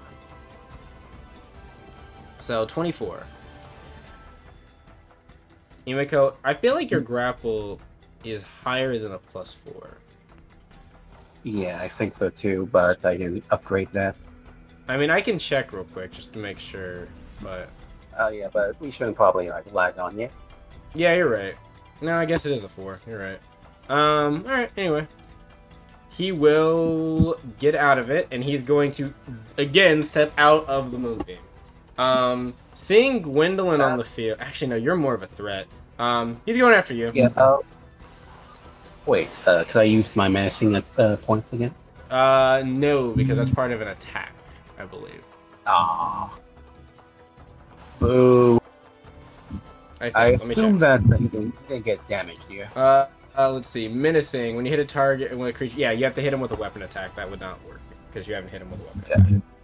I assume this is like proc with the 13 year. Is what, sorry? Since he like, you know, broke away from my grappling before. Yeah? Broke away from the grapple before what? For the damage. No, he took the full damage because he was still grappled at the start of his turn. That's when Move Me activates again. Gotcha. So he took the full 13 because he failed the vigor save. So now I'm just looking at something else. He's going to... So that was an action, or in action, I should say. Join action, take a step away. He's going to... I was thinking about going after Gwendolyn, but you revealing yourself as a paracausal wielder is a bigger problem for him. Which means he's going to... I think he's going to actually... Damn, I was going to do something different, but the Moonbeam actually kind of blocked me in here. I should have taken a step the other way, but that's okay. He's going to go for you, and he's going to try to kick you into the wall. He's going to kind of go like for a rotating roundhouse and slam you into the wall with Forcing Strike. That's 3 maneuver points. He needs 2 chain. That's going to be... Yeah, I need you to make me a Vitality saving throw, please. Vitality.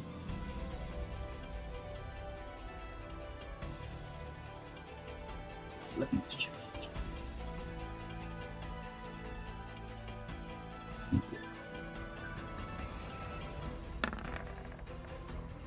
$15. 15. Just meets. You're going to take half of this damage, and you're going to be knocked back 15 feet. He's going to push you into the wall here. So an extra D6. I think this reduces the damage, yeah? Oh yeah, your one thing's active, so you're gonna reduce the physical damage. So this is force damage. So reduce the damage from the force, and then I think your armor is going to prevent you from taking any of the 3 bludgeoning. Yeah, I'm pretty sure it will. So it's just going to be half of the 13, and then reduce the it's going to be half of the 13 and then reduce it. So let me just check here. So I'm thinking it's a 5 or 3. Yeah, I think it's 5. Wait, no, half. Yeah. No, it's 3. It's 3. You're right. It's 3. Oh my fucking god. Because the as you thud your back into it, your armor keeps you from taking the bludgeoning damage. The force is what was the main thing you would have taken, but because you managed to kind of hit the cross the glaive over in front of you, it took most of the brunt of the blow. Yeah, Emiko, despite looking like that was a nasty hit, she would look to him without scratch, and she would just laugh, an echoing laugh, and she's just like, say no, no, no. You're beginning to annoy me. He is going to... oh, I forgot to also add the extra D8 for him. Actually, yeah, D8 for him. So this is lightning damage. 8 more lightning damage.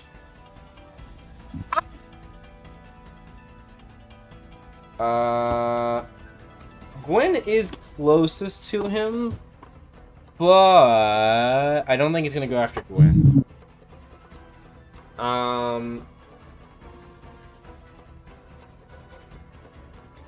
Also, I forgot he was prone, but he would have just got up. Well, you scooped it, you grappled him, so. In that case, he's gonna. Oh, actually, you know what? He hasn't used this yet. He just knocked you away, Emiko. I need you to make me a vitality saving throw again.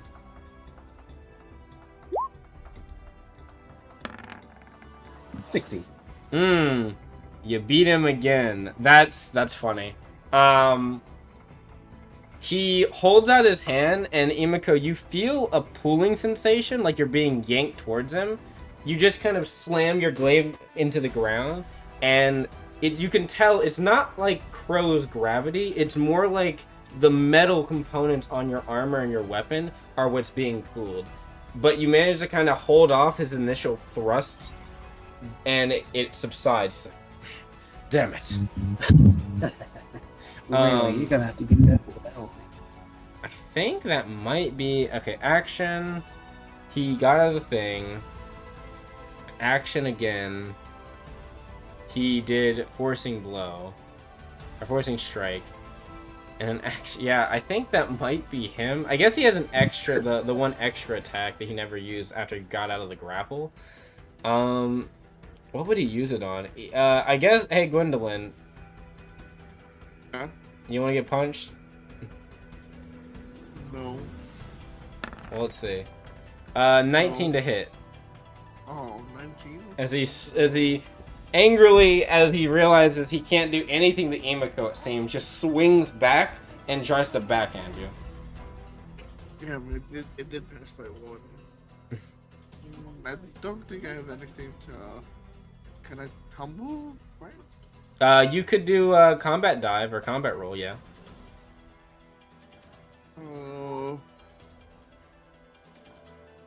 What do I roll for that? You roll a deafness check against his attack roll, which would have been a 19 you have to beat.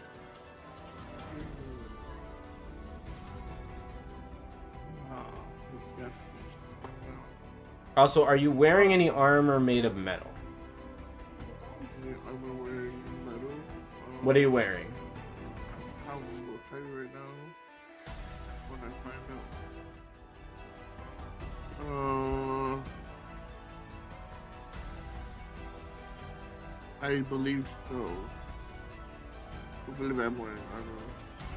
I'm wearing G officer armor. Okay, yeah. As long if it doesn't have organic, then it's got metal in it. So yeah, you are. This gives a +3 bonus to hit. So it's going to be a 22 you need to beat. You can do this.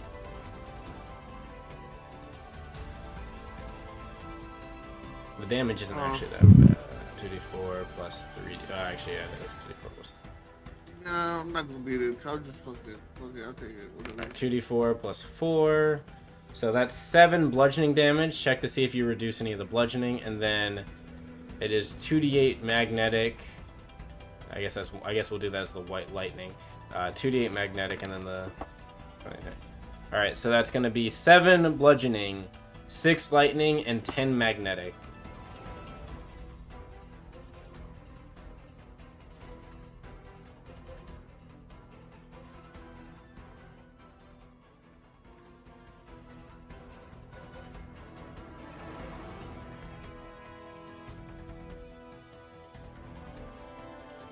I'll let you figure out that damage, Gwendolyn, and get it yourself. That is all he can do. I take full damage. The full damage? Okay. So that, yeah. I'll let you figure that out. How much damage was that? 7 from the bludgeoning, 6 lightning, and then 10 magnetic damage. Right. 20 damage. I think it's more than 20. Said that was 7, right? 7, 6, and 10. Oh.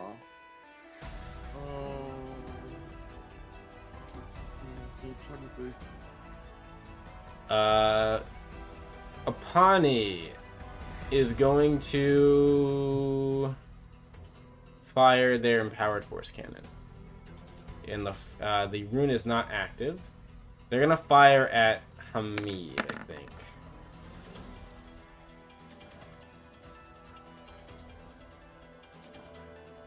That is actually going to hit. For 10 force damage. He actually doesn't reduce force.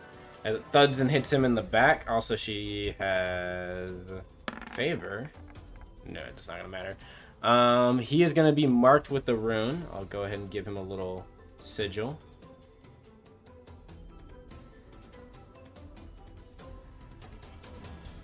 That's not what I wanted, but... there we go. He's marked with the sigil. She is then going to fire Empowered Force Cannon, I believe, again. But this is all she can do. Unfortunately, she misses.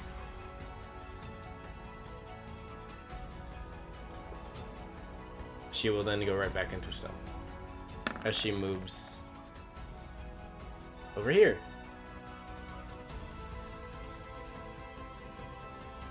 This guy is still stunned. He will be stunned at the end, or he's stunned until the end of his next turn, or the end of this turn. So he does nothing. The other guy is dead. These guys, seeing all that happen, they're gonna stay back here. They're gonna actually target Crow and Latricia with their anti-tank rifles, but Latricia's gonna like defend if Crow is a hit.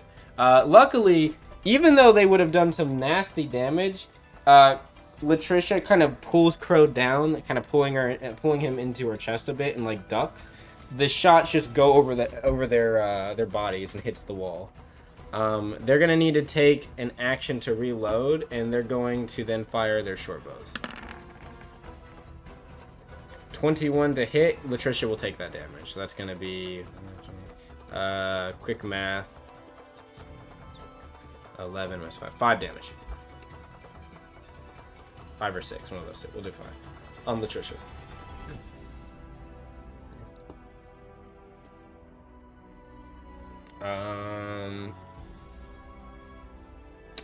Crow's turn. Crow did roll really good to calm down. I gotta roll another time. He's got the assistance. Ooh, I thought that was a 1. What's this plus? Crow, we really gotta get you some instinctual other things. But luckily with Latricia, Crow, you can see the orbiting kind of rocks begin to vibrate before they kind of slowly stop moving and orbiting Crow as his wings stop flapping, and then they start to slowly sink before the gravity picks up and they just thud into the ground, just dong dong dong, like as they roll away from Crow. Crow, his eyes kind of unglaze over as he just takes a deep breath in, and he seems like he's kind of coming to, a little bit taken aback by what's happening. Sees that Latricia is taking damage, and he's gonna he definitely is still kind of out of it, but he's at least enough to know that Latricia's in danger and the fight is still going on. He doesn't have time to figure out exactly what just happened. He has some guesses, but he's going to do what he can in this moment.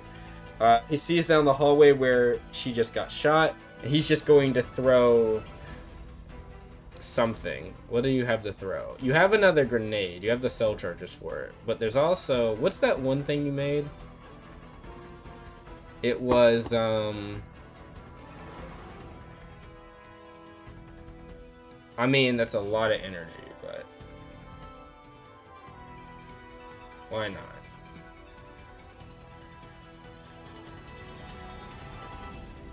He will pull out his gun, his pistol, and he will quickly fire a charged projectile over towards them.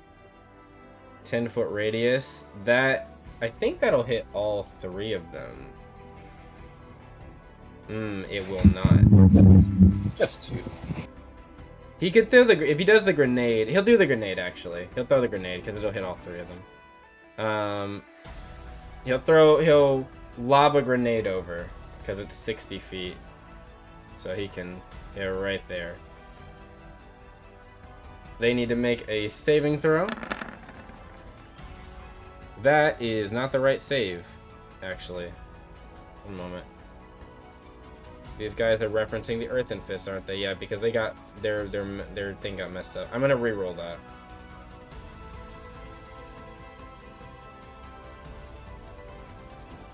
Okay. Dune Spears. Alright. Should have been, yeah, 4. I won't take the original roll. I'll just take this new one. That's gonna be a failure, so that's 3d12 fire damage as Crow lobs a grenade over. There we go, 17. This guy, as he tries to dodge out of the way, trips as he tries to jump down the stairs. Instead, he trips and the grenade basically rolls on top of him and just explodes, and he is engulfed in fire. Oh my god, taking 115, huh? That guy is dead. This guy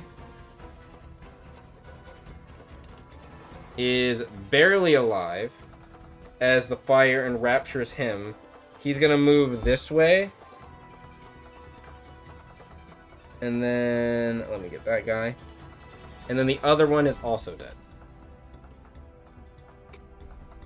As he tries to jump over the table, trips over the table, the fire catches his back, and he just kind of rolls onto the table. Like, doesn't even get a scream out before the fire engulfs him, and he just falls to the ground. Crow is not doing anything else. Latricia is just going to look over towards Crow, kind of like lift him up a bit. She's like, are you good? He's like, yeah, He looks at the bodies that are now burning. The guy who's picking himself up looks over towards where Tahari's cell is, and the others are. You can hear some of the Memorens kind of cheering, like, is that a help? Yes, I think they're here to help, to save us. Tahari, come on, it's almost time to go. And you can hear there's like commotion happening in the cells. The guy in the ground's like, damn it, I think it might be time to split. Krog looks over at her, and he's like, did I?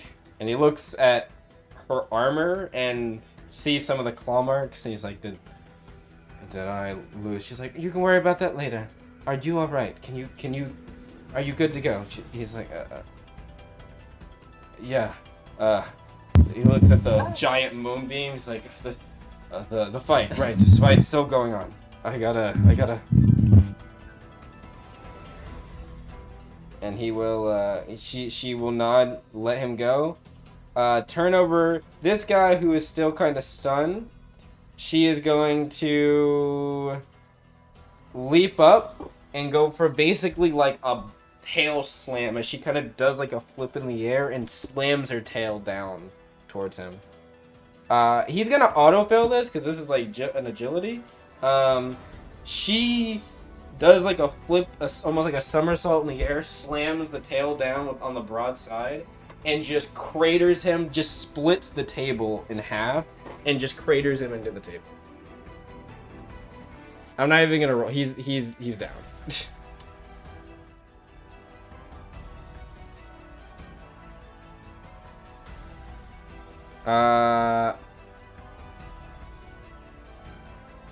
What other thing? Actually, that should have been 3, but she's gonna look over and see.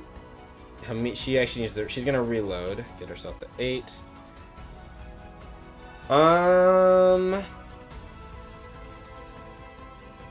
No, it should be 6. She's gonna get herself. She doesn't have. She has her. She's gonna get her stamina points back. What else do you want to do? I guess you'll just.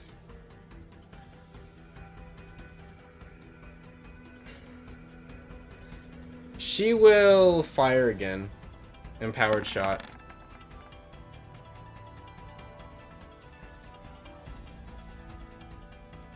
She will expend ammo.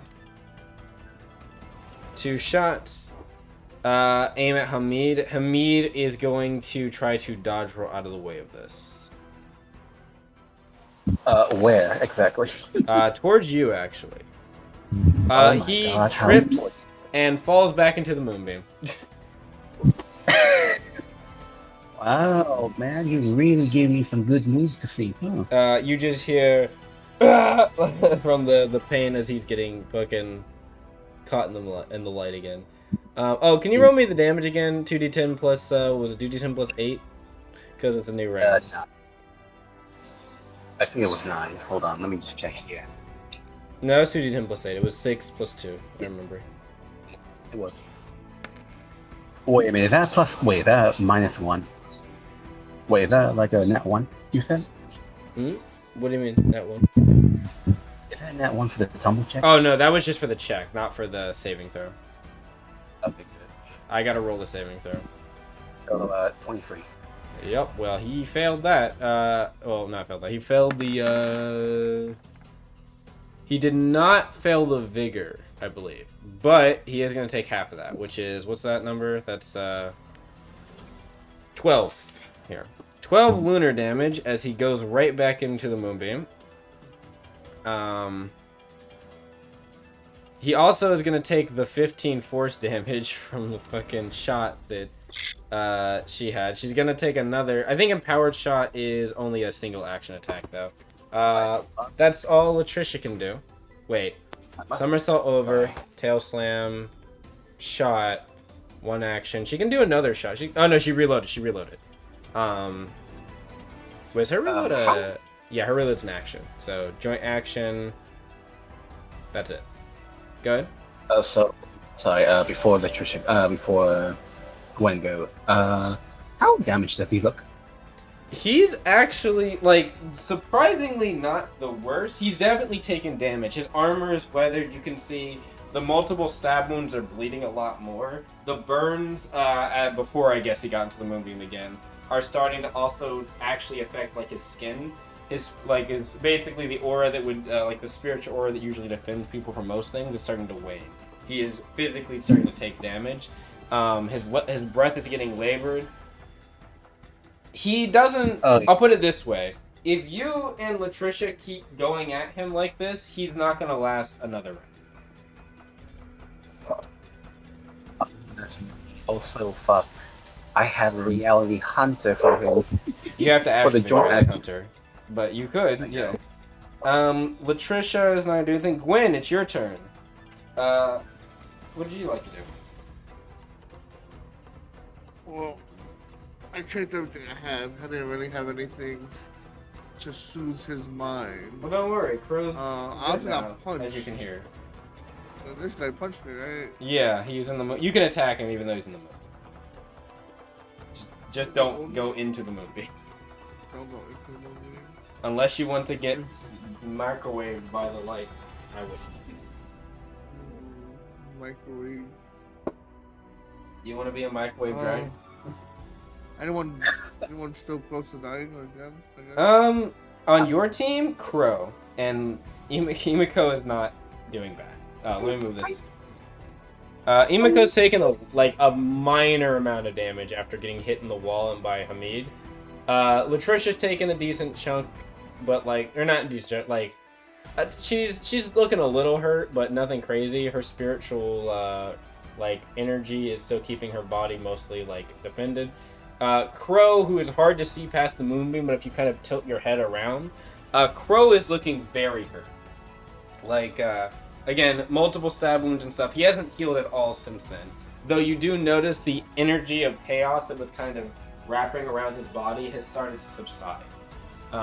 He's panting a bit, but he's still up to he's more in control, it seems.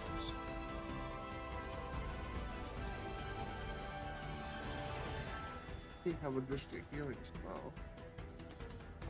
You'd have to run if you wanted to get Crow with a healing spell that's a touch spell. You have to run around. Yeah, I know that's what I'm saying. I think we should have one that's. Also, Hamid is technically. Oh wait, Hamid's prone. Well, he could try to hit you, but he's prone, so he wouldn't be doing a good job of it.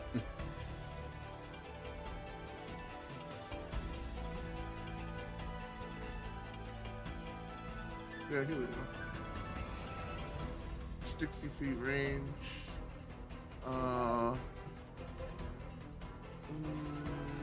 1d4, and I can do 1d4 plus 1 if I do a spell up. Alright, an action and joint action, huh? You have a joint action and 3 actions. Standard. So technically I can disengage, right? And just move, and then joint action cast a spell. Disengage action? Let me check. Yes, I believe so, but I'm gonna check just for you and confirm.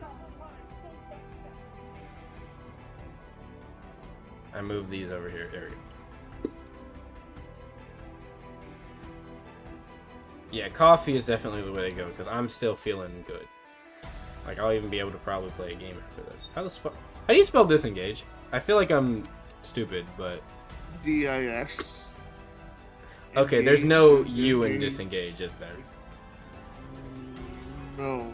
Okay, yep, I found it. Thank you. Disengage action. Disengaging is 2 actions normally. But I can still do a joint action, right? Do what? Because my spell is a joint action. Or oh, it's yeah. an If you or joint action. Yeah, you can still do it, yeah. I'll disengage. I'll come over here. I'm like, and you can also move. Oh, I should clarify. Disengaging. When you take the disengage action till the end of your turn, your movement does not provoke attacks of opportunity, and you may move up to 20 feet as part of this action. So you get 20 feet as part of it. Yeah, I have 20 feet. Okay. I didn't know if you knew. You also get a little movement when you do it. That's cool. So wow, nice. Disengage. 20 feet right here. Yep. I'm like, protect your doctor, and I'll do Call of Vim as a joint action at level 2. So he Was that 2d4 plus 5 or 6 for you? It should be 5. 5. Let me look back in my. Your cognition, whatever that is. Yes. 2d4 plus 5.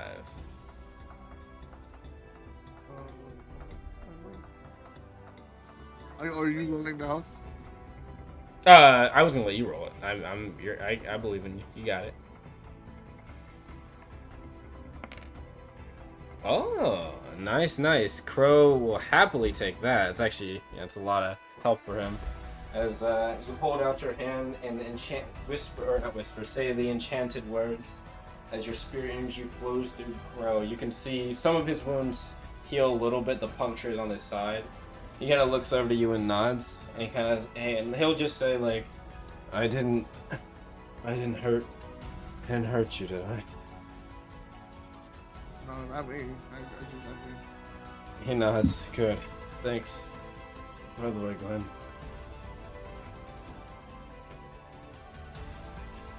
He looks a little tired, I will say. I might have a sleep spell. Or a good old chop to the neck usually helps. Yeah, no, it's over. I'm not trying to go to sleep. So have a whole mission. Yo, is all this food actually here, by the way? No. I mean, definitely not after all the moonbeam, Latricia fucking body slamming the tail, like somersault tail slamming the table in half, no. Or just this guy life? Isn't it? Yeah, that's to me. That's the mini boss. Yeah, the mini boss is currently burning right now. I use my last bit of movement or my last action to move, and I'll actually stick my crow in case I gotta fear the dotting or something. Apani. Actually, we're gonna go ahead, Imiko, before Apani. Oh my god. I assume that he's prone, right? Mm-hmm. He is Oh, prone in that's a the shame. beam. Actually, you know what? I'll probably do this. Yeah, she's gonna move up, just got a sly grin on her face as she just pokes 2 times with the glaive in probably the calf and probably under the chest right there, under the breast, yeah, as she just attempts to anyway.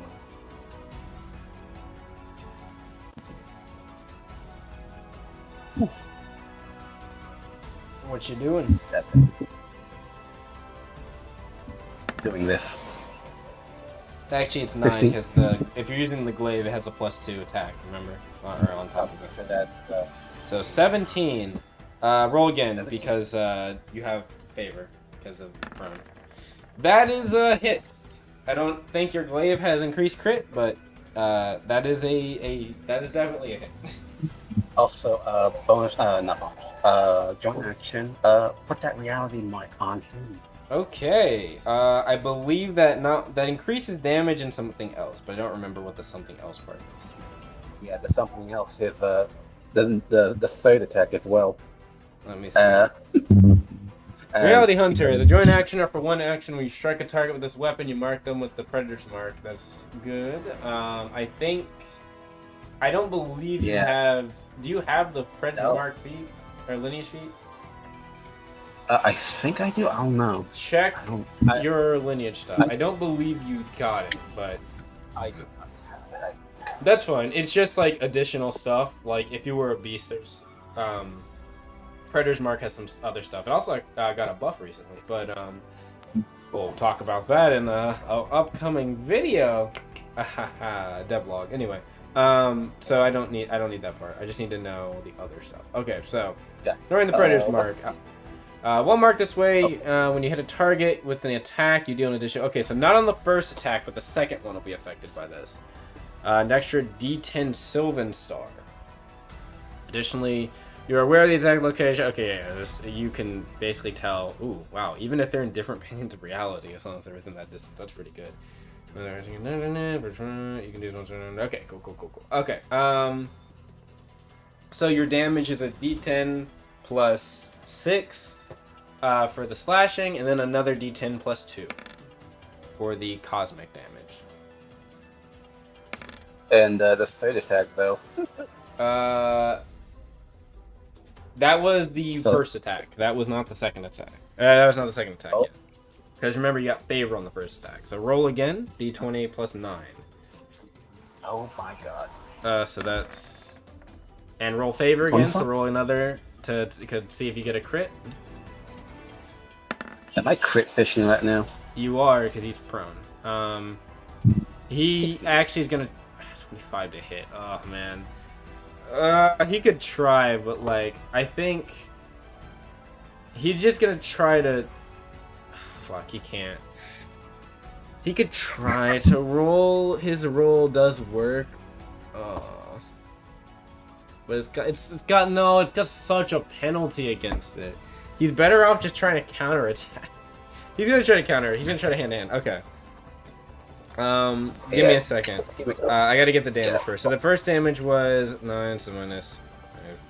So it's gonna be 4. And then it's gonna be another 4. And then he is gonna try and counterattack as he holds up his fist. He goes for his. That's 20. It's not gonna hit. It's not gonna work. He kind of holds up his arm on the ground, but you just completely push it out of the way, and he just stabbed through it. No. Instead, I just like slash the the wrist, no. You're just poking and prodding him, slashing him as he's like trying to fight you back. Yeah, roll me the damage. So that's a D10 plus 6, a D10 plus 2, and then another D10. My God. Alright, so 7, so 2, 4. And roll another D10. No, modifiers here. No, yeah, no modifiers. Oh my Okay, God. so 2, 4, 8, so 14. He is looking very hurt. This is your what? That was your first action? No, that was your second action. Because you moved, That's right? my second action. So you have one action left. Oh yeah, because even Coach Beth still hit her blade, and she's gonna pick up a shotgun. Yep, just kick it up in your hands off the ground. Damn, are you about to? That's crazy. Yeah. All right, Yeah. roll it up. Not only that, since it has cosmic damage. Can you read the critical? It has what, sorry? Oh. You cut out. Your mic messed up a bit. Oh, sorry about that. Let me just check over here. Yeah, let me see the crowd cutter. Let me just check here. I assume that this guy has conditions, right? You're asking what conditions he has? Yeah, like cosmic. Cosmic is a damage type, not a condition. If you're trying to see the extra part of Cryo Cutter, he is not ice blighted, he's not stasis, he's not slow, he's not stunned, he's not freezing, and he's not frozen. So none of those things would apply in this case. Oh, what a shame. Anyway, shotgun to the face. Okay, well, roll me an attack roll. I'm so sorry. D20 plus, this will be D20 plus 6 minus 5. Because of this being an extra MAP on MAP attack. 21. A 21 minus 5, so that's what?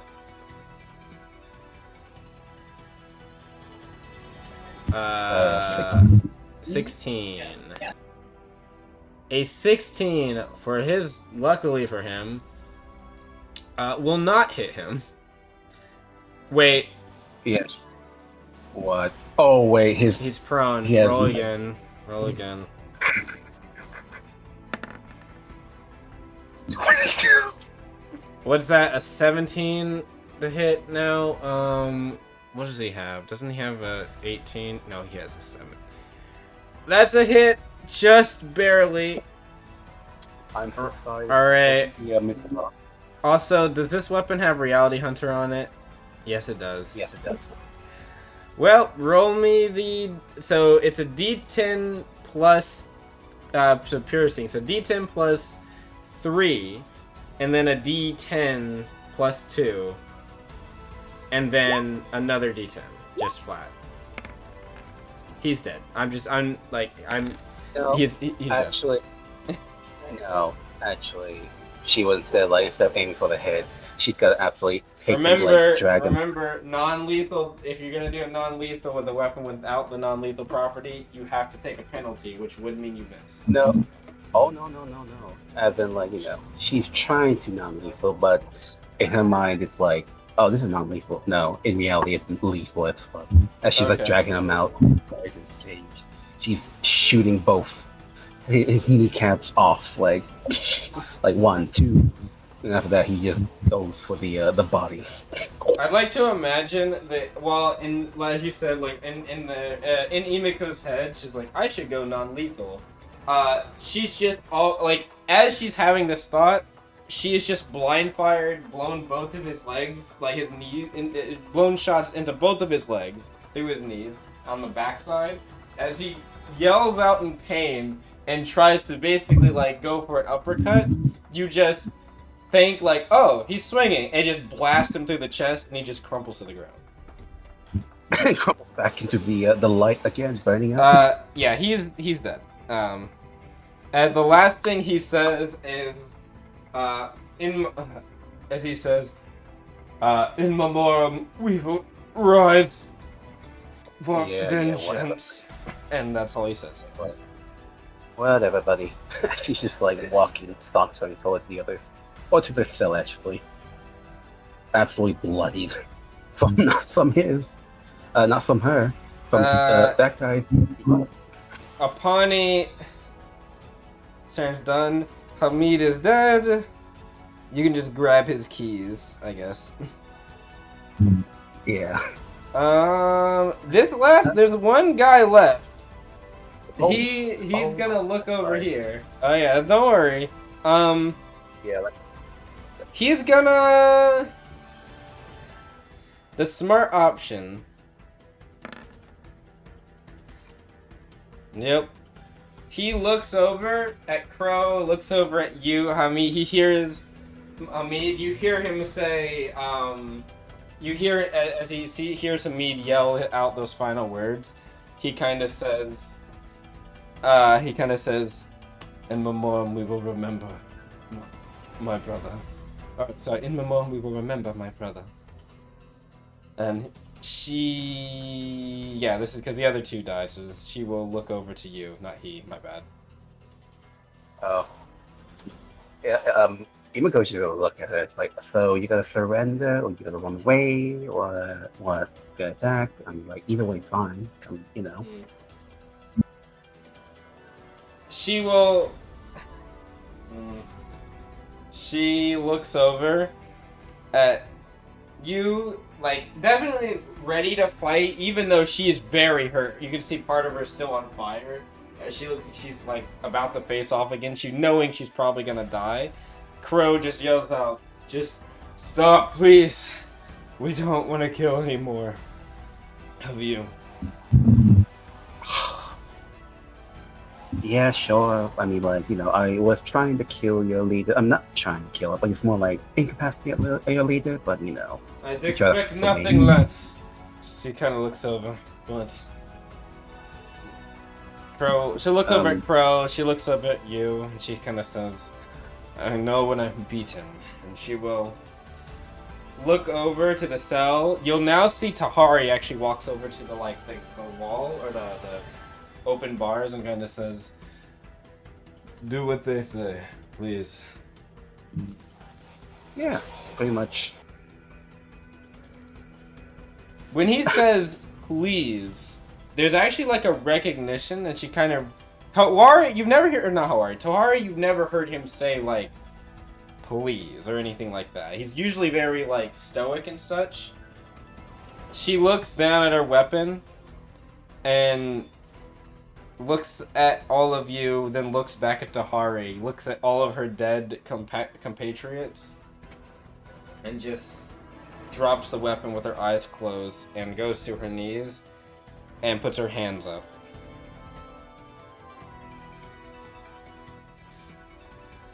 You are out of initiative as Tahari kind of looks over and he says, he will make like a gesture with his hands across his chest, like one to from one shoulder, one to the next, and then give a nod to her, and she just says, I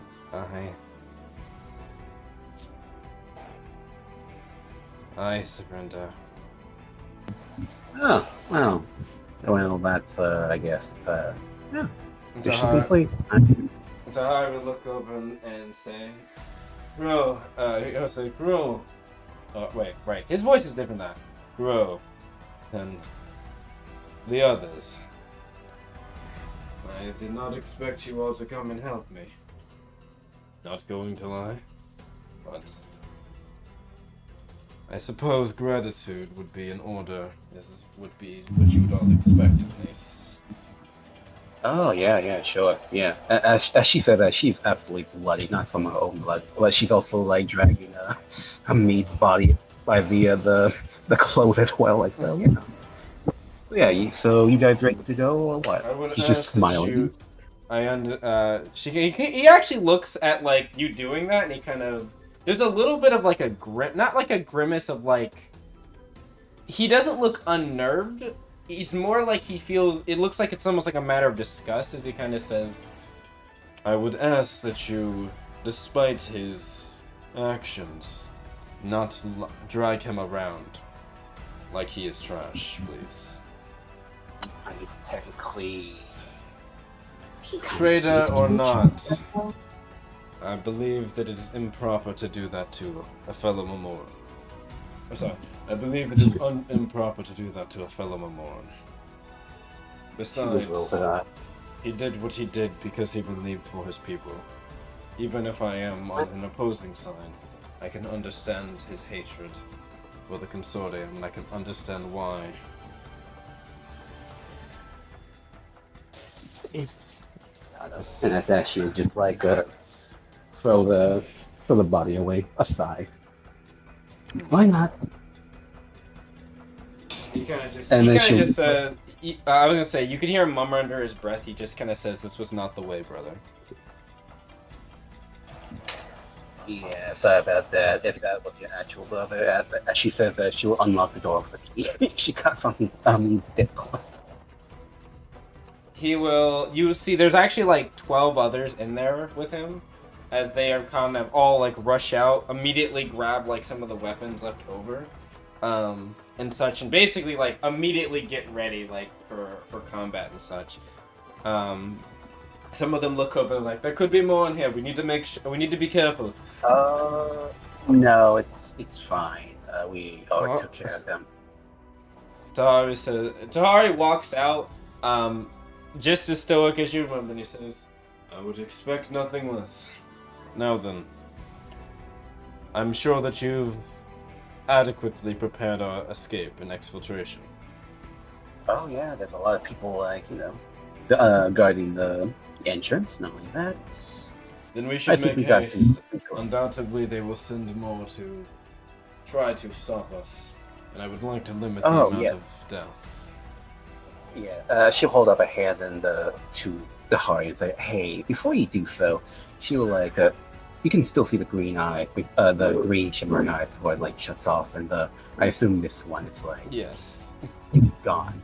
So Yes. hey, what advice you love? Don't like mention me or the others or that one Crow about what happened here, or else You- we have to. Some of the others like look over towards Crow. There's definitely a bit of apprehension as now like I'd say like probably Gwendolyn and Latricia are kind of helping Crow up a bit, like keep him up a bit. He's like, you can hear him saying like, "I'm fine, don't worry. I still have enough in me to keep going." And Latricia's like, "Are you sure? We don't need to take you back to the ship." He's like, "No. Besides, I don't think we're done here." And you can see they're kind of murmuring among themselves like, "That's Crow, right?" She's like, I heard that he had a condition, but I didn't know.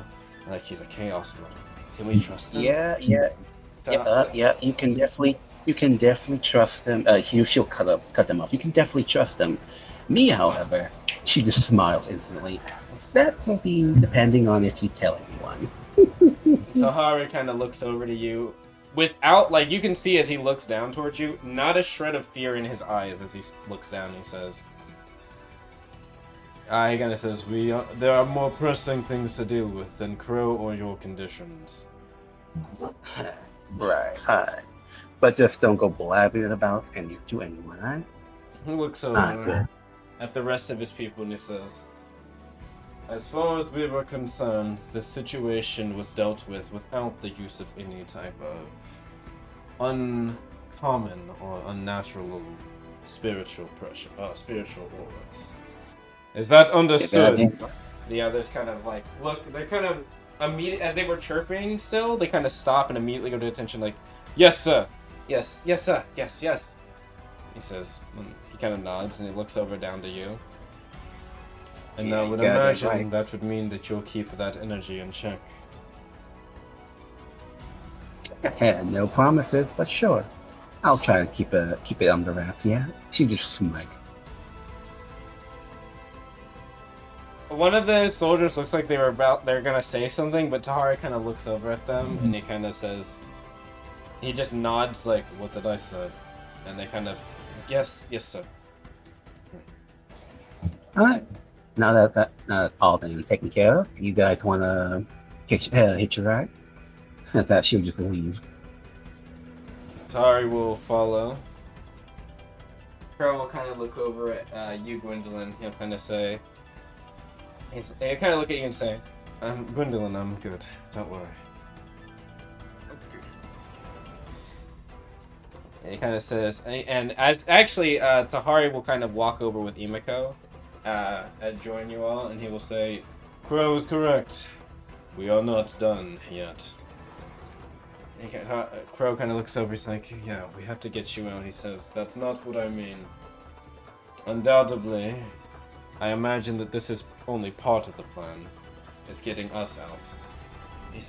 Richard says, yes, the other part of it was that we were trying to take over the main command center, which they should actually...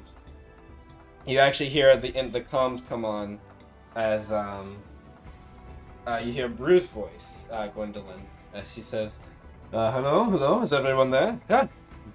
Alright, comms are back up. Status update, our status report. It seems like everything's going, actually, for the most part without a hitch. We've won the main sea engagement, and they've stormed the command center. Don't worry, I think we've got it under wraps.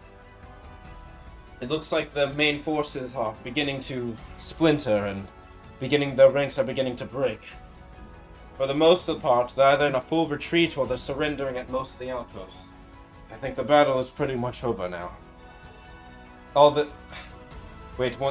can see Tahari kind of like, he hasn't said anything, but he's just kind of like listening, like he leans in a bit to listen in on your comms. But he hasn't said anything. What's his move? What's your passive moves? My passive move, 14. Gwen? My passion mode? Mhm.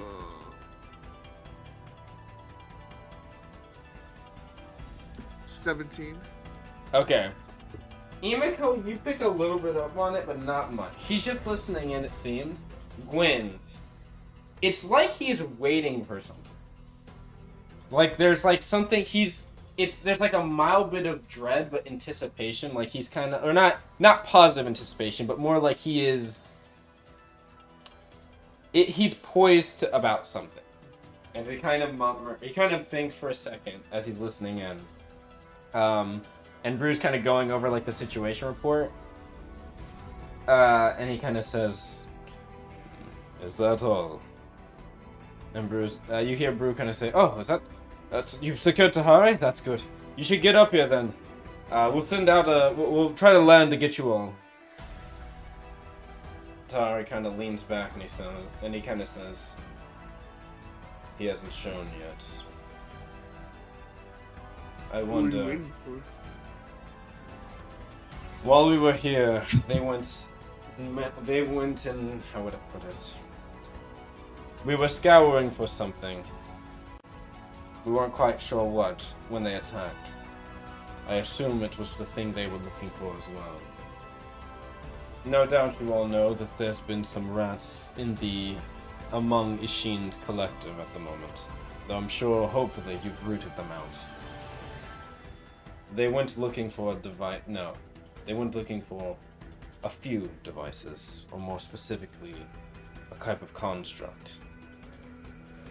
And what kind of construct is that? I'm not quite sure what they call them. Quite sure what they call it exactly. But wait, no, he does know now. Yeah, I forgot. He knows now. I'm not quite sure what classification it would fall under, but I know the name they call it. Crude, I believe. Something like I believe the term was MA. Some type of specialized unit. One that they hoped would help tilt the battles in their favor with their dwindling numbers and commerce. It was one of the reasons why we came out here. And another component that was supposed to go to an old device. Another MA unit of some kind.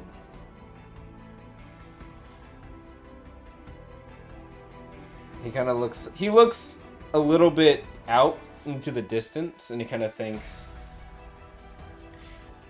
Isaiah Turingtar came here looking for it, for his master, Hawari.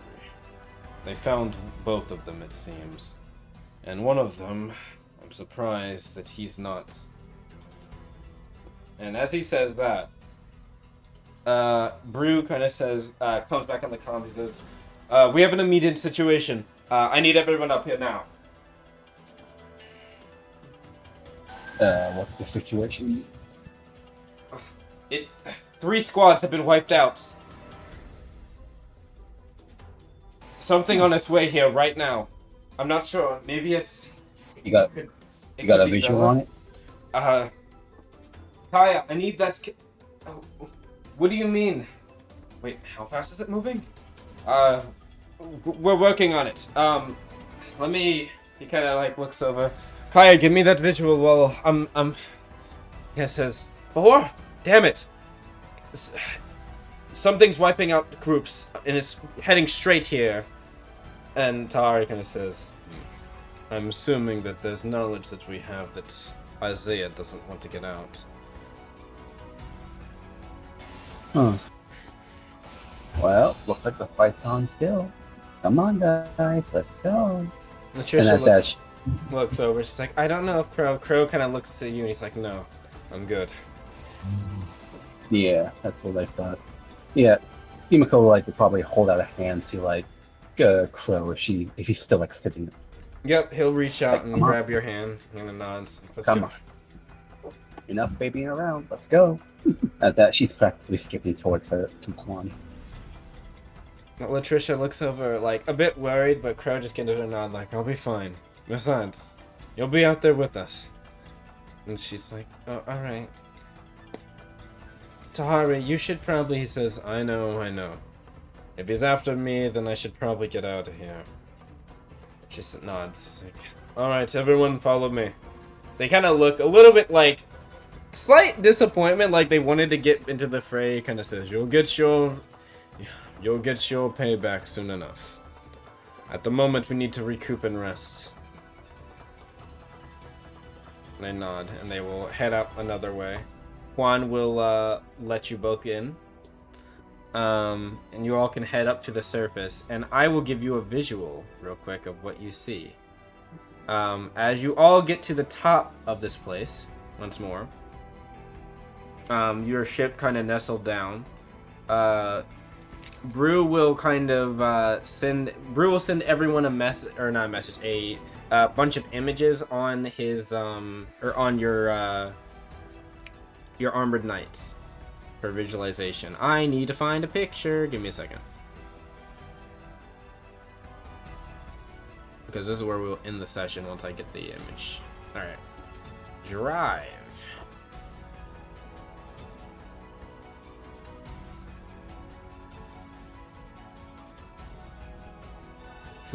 Here we go.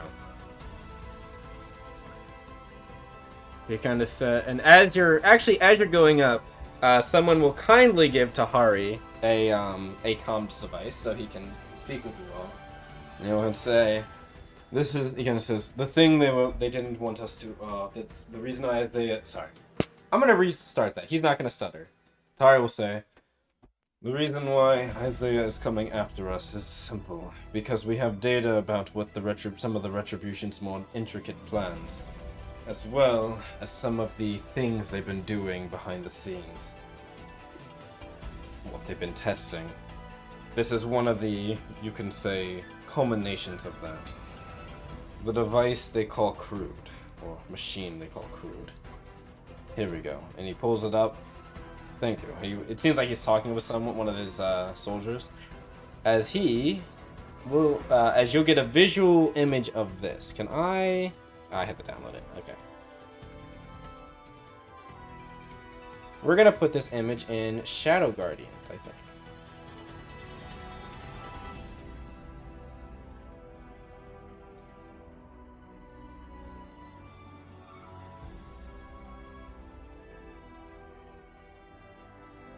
this is what you see as Brew will kind of say, or you'll hear Kaya come on with Brew and say, "We've got a visualization." Brew's like, "Is that it? Is that the thing that's heading its way here?" There you go. That's what it looks like.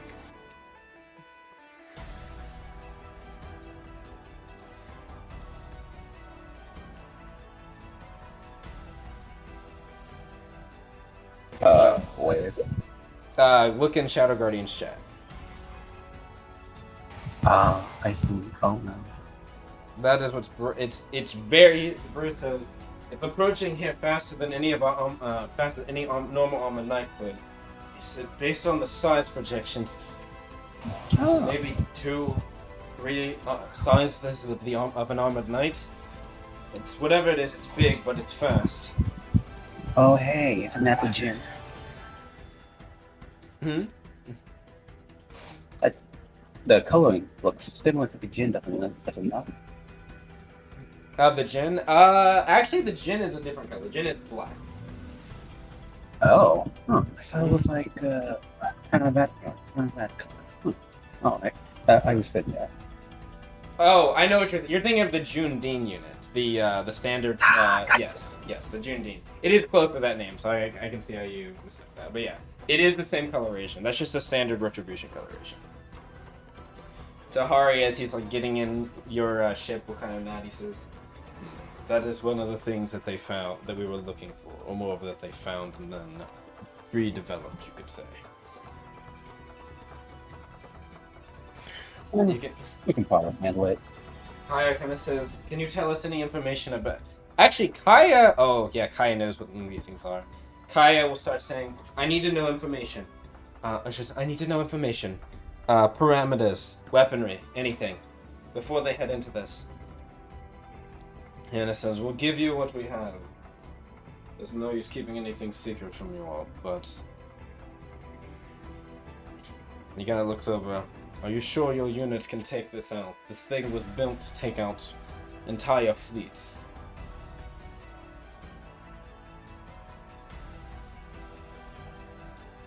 Crow will look over towards you as you're both in Quan now, and he kind of looks and says, he'll look at you and just say, we haven't failed a fight before." Yep, and we are not gonna squander that at all. Oh, yeah. I come on. say, "We've got it." Crow will nod to you. Oh, Brew kind of looks over and says, "This might be risking it. I might have to." And you can hear. You would hear Kaya come on and say, "No, don't even think about it. You're not getting in that right now."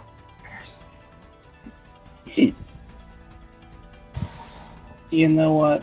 Yeah, I think Imato's probably like, well, you know what? I think I'll vouch for Brew. I think he'll probably handle it. No, that was Bruce saying that. He was gonna get into something. Oh, really? Huh, okay. I'll first in there anyway. Damn. But yes, he will begrudgingly accept to not get into another unit, at least for now, unless things go bad. Kaya will say, "All right, MA unit." She's looking through information. She's like, standardized weapons, claws, grounding bazooka, things. Okay, understood. I'll try to formulate a plan as best as I can. Shadow Guardians, get ready for a battle. Is the food around here actually there? No. Didn't you ask that like 30 minutes ago? Yeah, but I wasn't sure if you Oh, yeah, no, it's not. So nothing in this room is where it actually is. No. The tables would be clear. Man, I was hoping that there'd be sausages.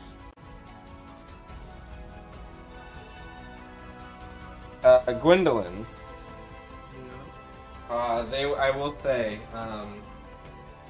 when you get back to the ship, Brew will kind of look over towards you and kind of like, you can see he's looking at the armored knight, the one they have chained up, the glass unit.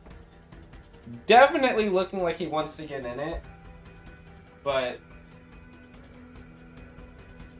Yeah, I mean, you'll see him. Do you want to say anything?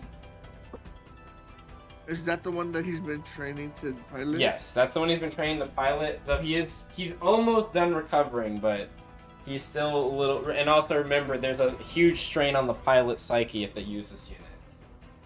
Is it possible to like double fist it? Oh, like Like two what if I per. take half the load? I know what you mean. No, this unit is not equipped for that yet. Yeah, okay. I feel like that'd be the first thing that.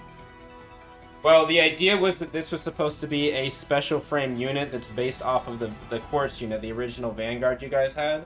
That was going to be more of like a, I mean, mass production is more like special production type that they could offload more, and could be used by regular people with enhancements as opposed to NLD people. The idea was to only have one pilot that could be able to hold the load, but it's a prototype special frame. I mean, what did it take to unlock it? Who has the keys? Technically, he could get in it.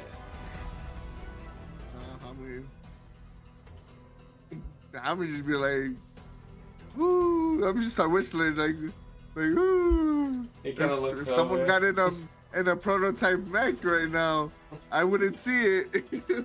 He kind of chuckles looking back at you, and he's like, "Is that a little bit of encouragement, Gwen?"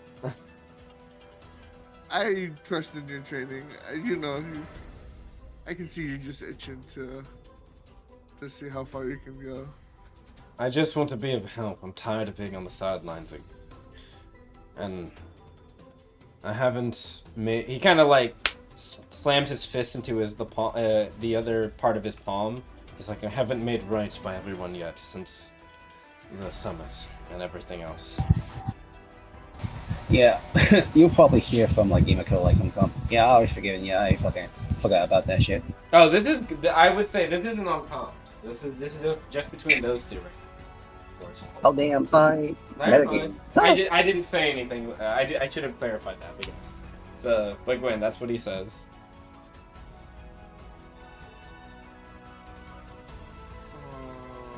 If you need me to remind you or refresher what he is speaking about, I can. I remember, yeah. Yeah. He used to wait for the other side, and then he was like a double spy for a bit. Yes.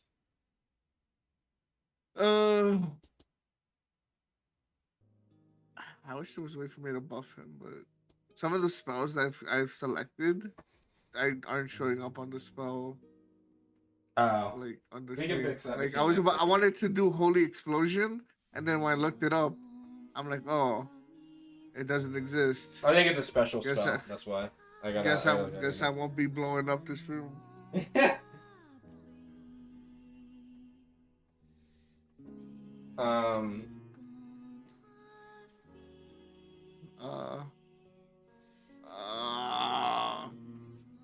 Well, maybe this one.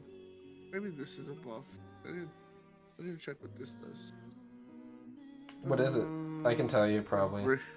It's bravery. Yes, it is a buff spell. It gives temporary health and I think immunity to frightened. I walked away from the mic for a second. Sorry. Yes.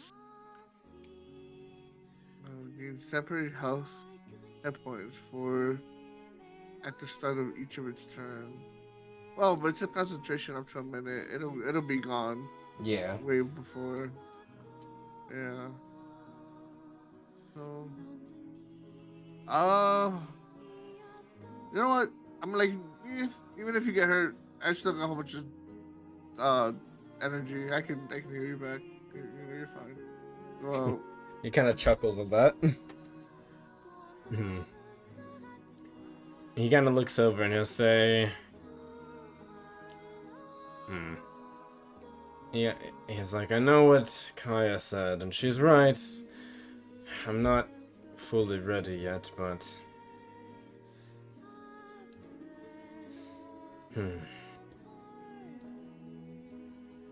He'll look over and say,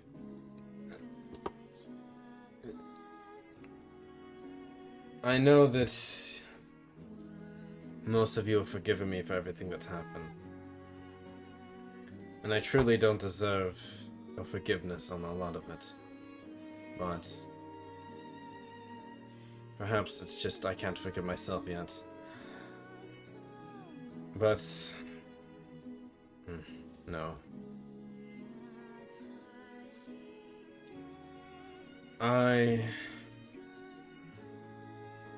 I've been thinking so much about wanting to I've been thinking so much about wanting to get Bella back. I've been thinking about a lot. What I'm willing to sacrifice for it. But maybe that's why Kaya doesn't want me in this yet.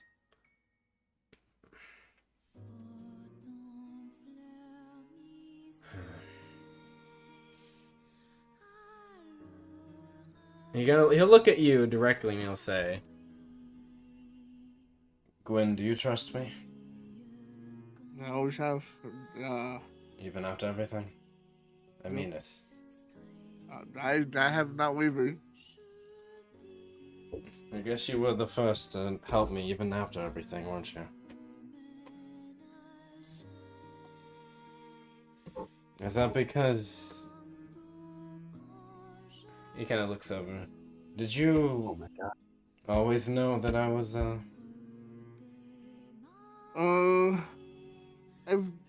didn't know the full extent, but I mean, you know, it was a. I just felt like you had your hand in a different pot at the time, you know. And he looks over. That was... I guess I couldn't get everything past you.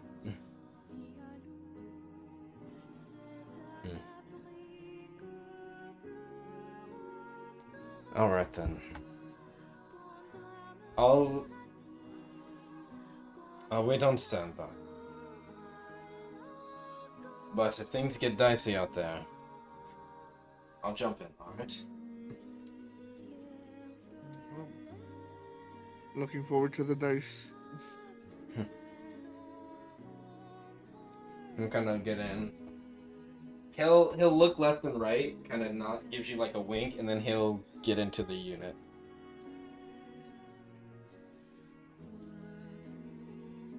I'll ask him how it feels once he's in it. He kind of looks at you before the cockpit closes, and he kind of says, It feels... I guess I would say, would you believe me if I said slightly, frightening? Yeah, you know, it's like getting in your first car, I guess. I guess you could say that. I guess it feels more like there's a lot of weight on me.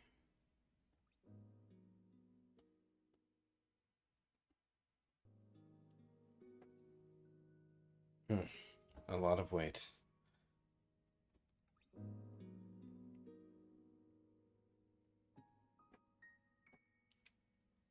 Cutting over. Imiko, Crow is like flipping different switches in the unit as Quan is kind of rearing up and you guys are starting to float in the air, and he kind of says, I'm gonna do some emergency repairs real quick. Right. Yeah, you do that, but you alright? You know, after everything's said and done, you know, after that. Would you believe me if I said I didn't really want to talk about it? I mean, sometimes following it up can tend to be messy in the future, you know.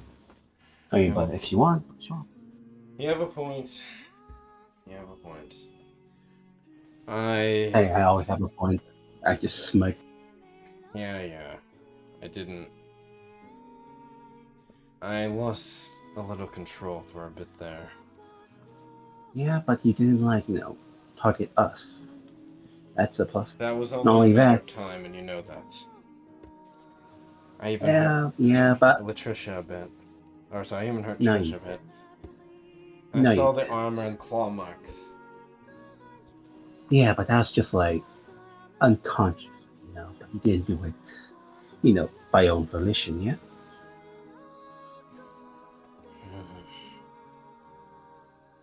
Yeah. So, But, Crow, you're gonna have to look at me before you do your own little repairs. He We looks all over.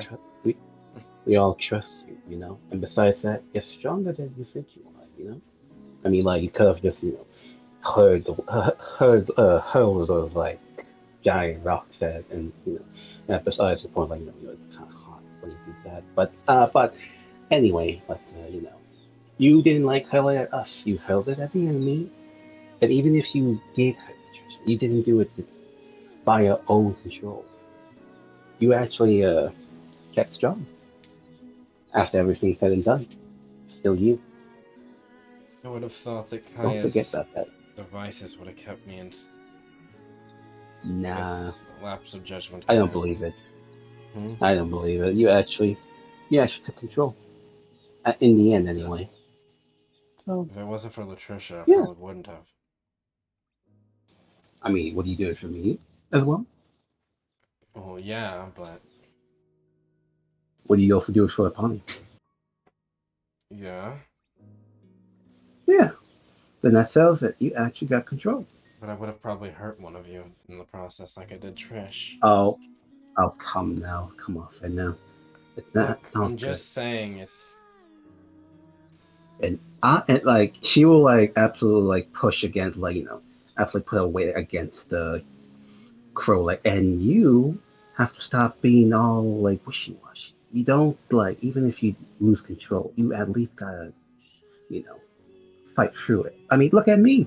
I have this weird ass like chick in my head, and yet I'm all fine. Well, maybe sometimes, but so can you, even with or without the bracelet. I'm kind of We all not. trust you.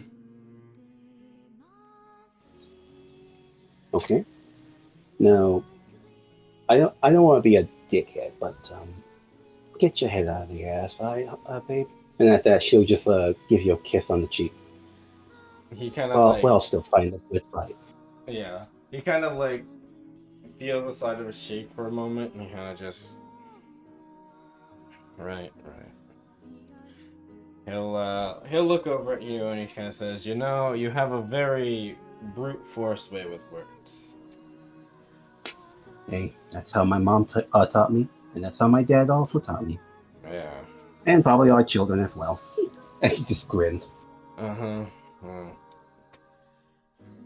Well, But besides that, um, if you ever want to talk about if you ever have like dark thoughts, just tell, either to me or the others. Okay? he kind of You don't have to do nods. this alone. Yeah. It's just he winces a bit in pain.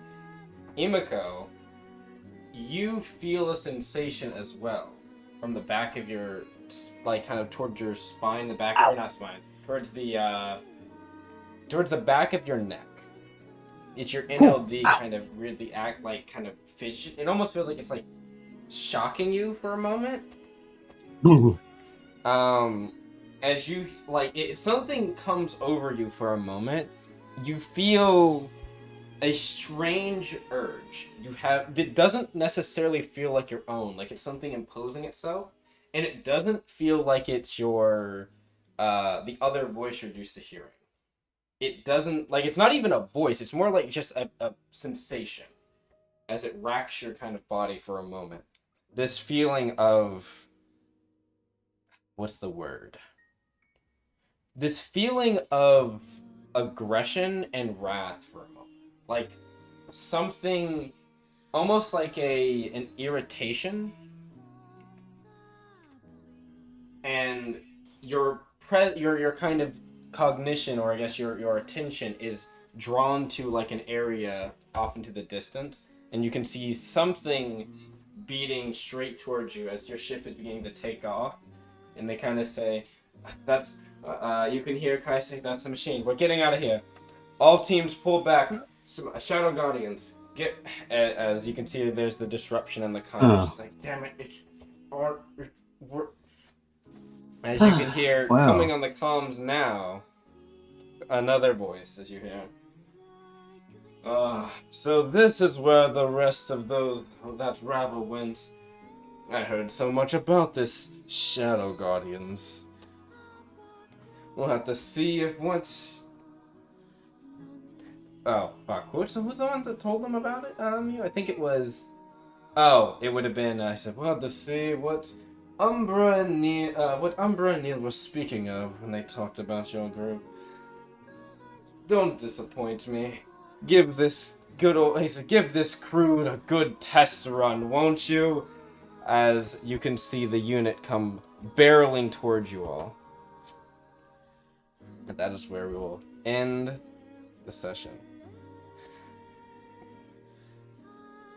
We hope all of you had a good time watching the session as we did engaging with it.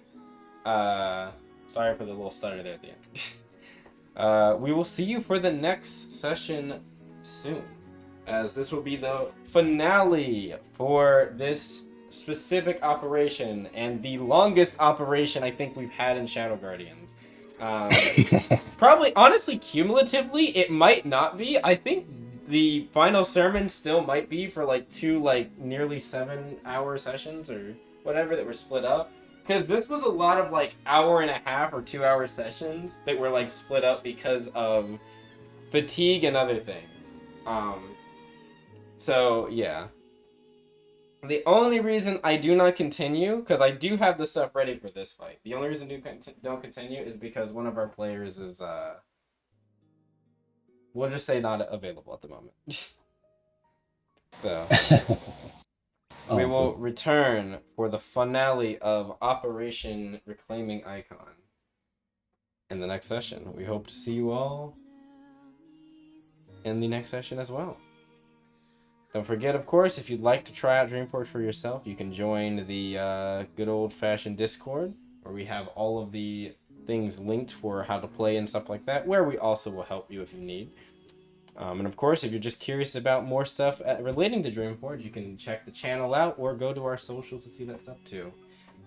Alright, see you later. Bye.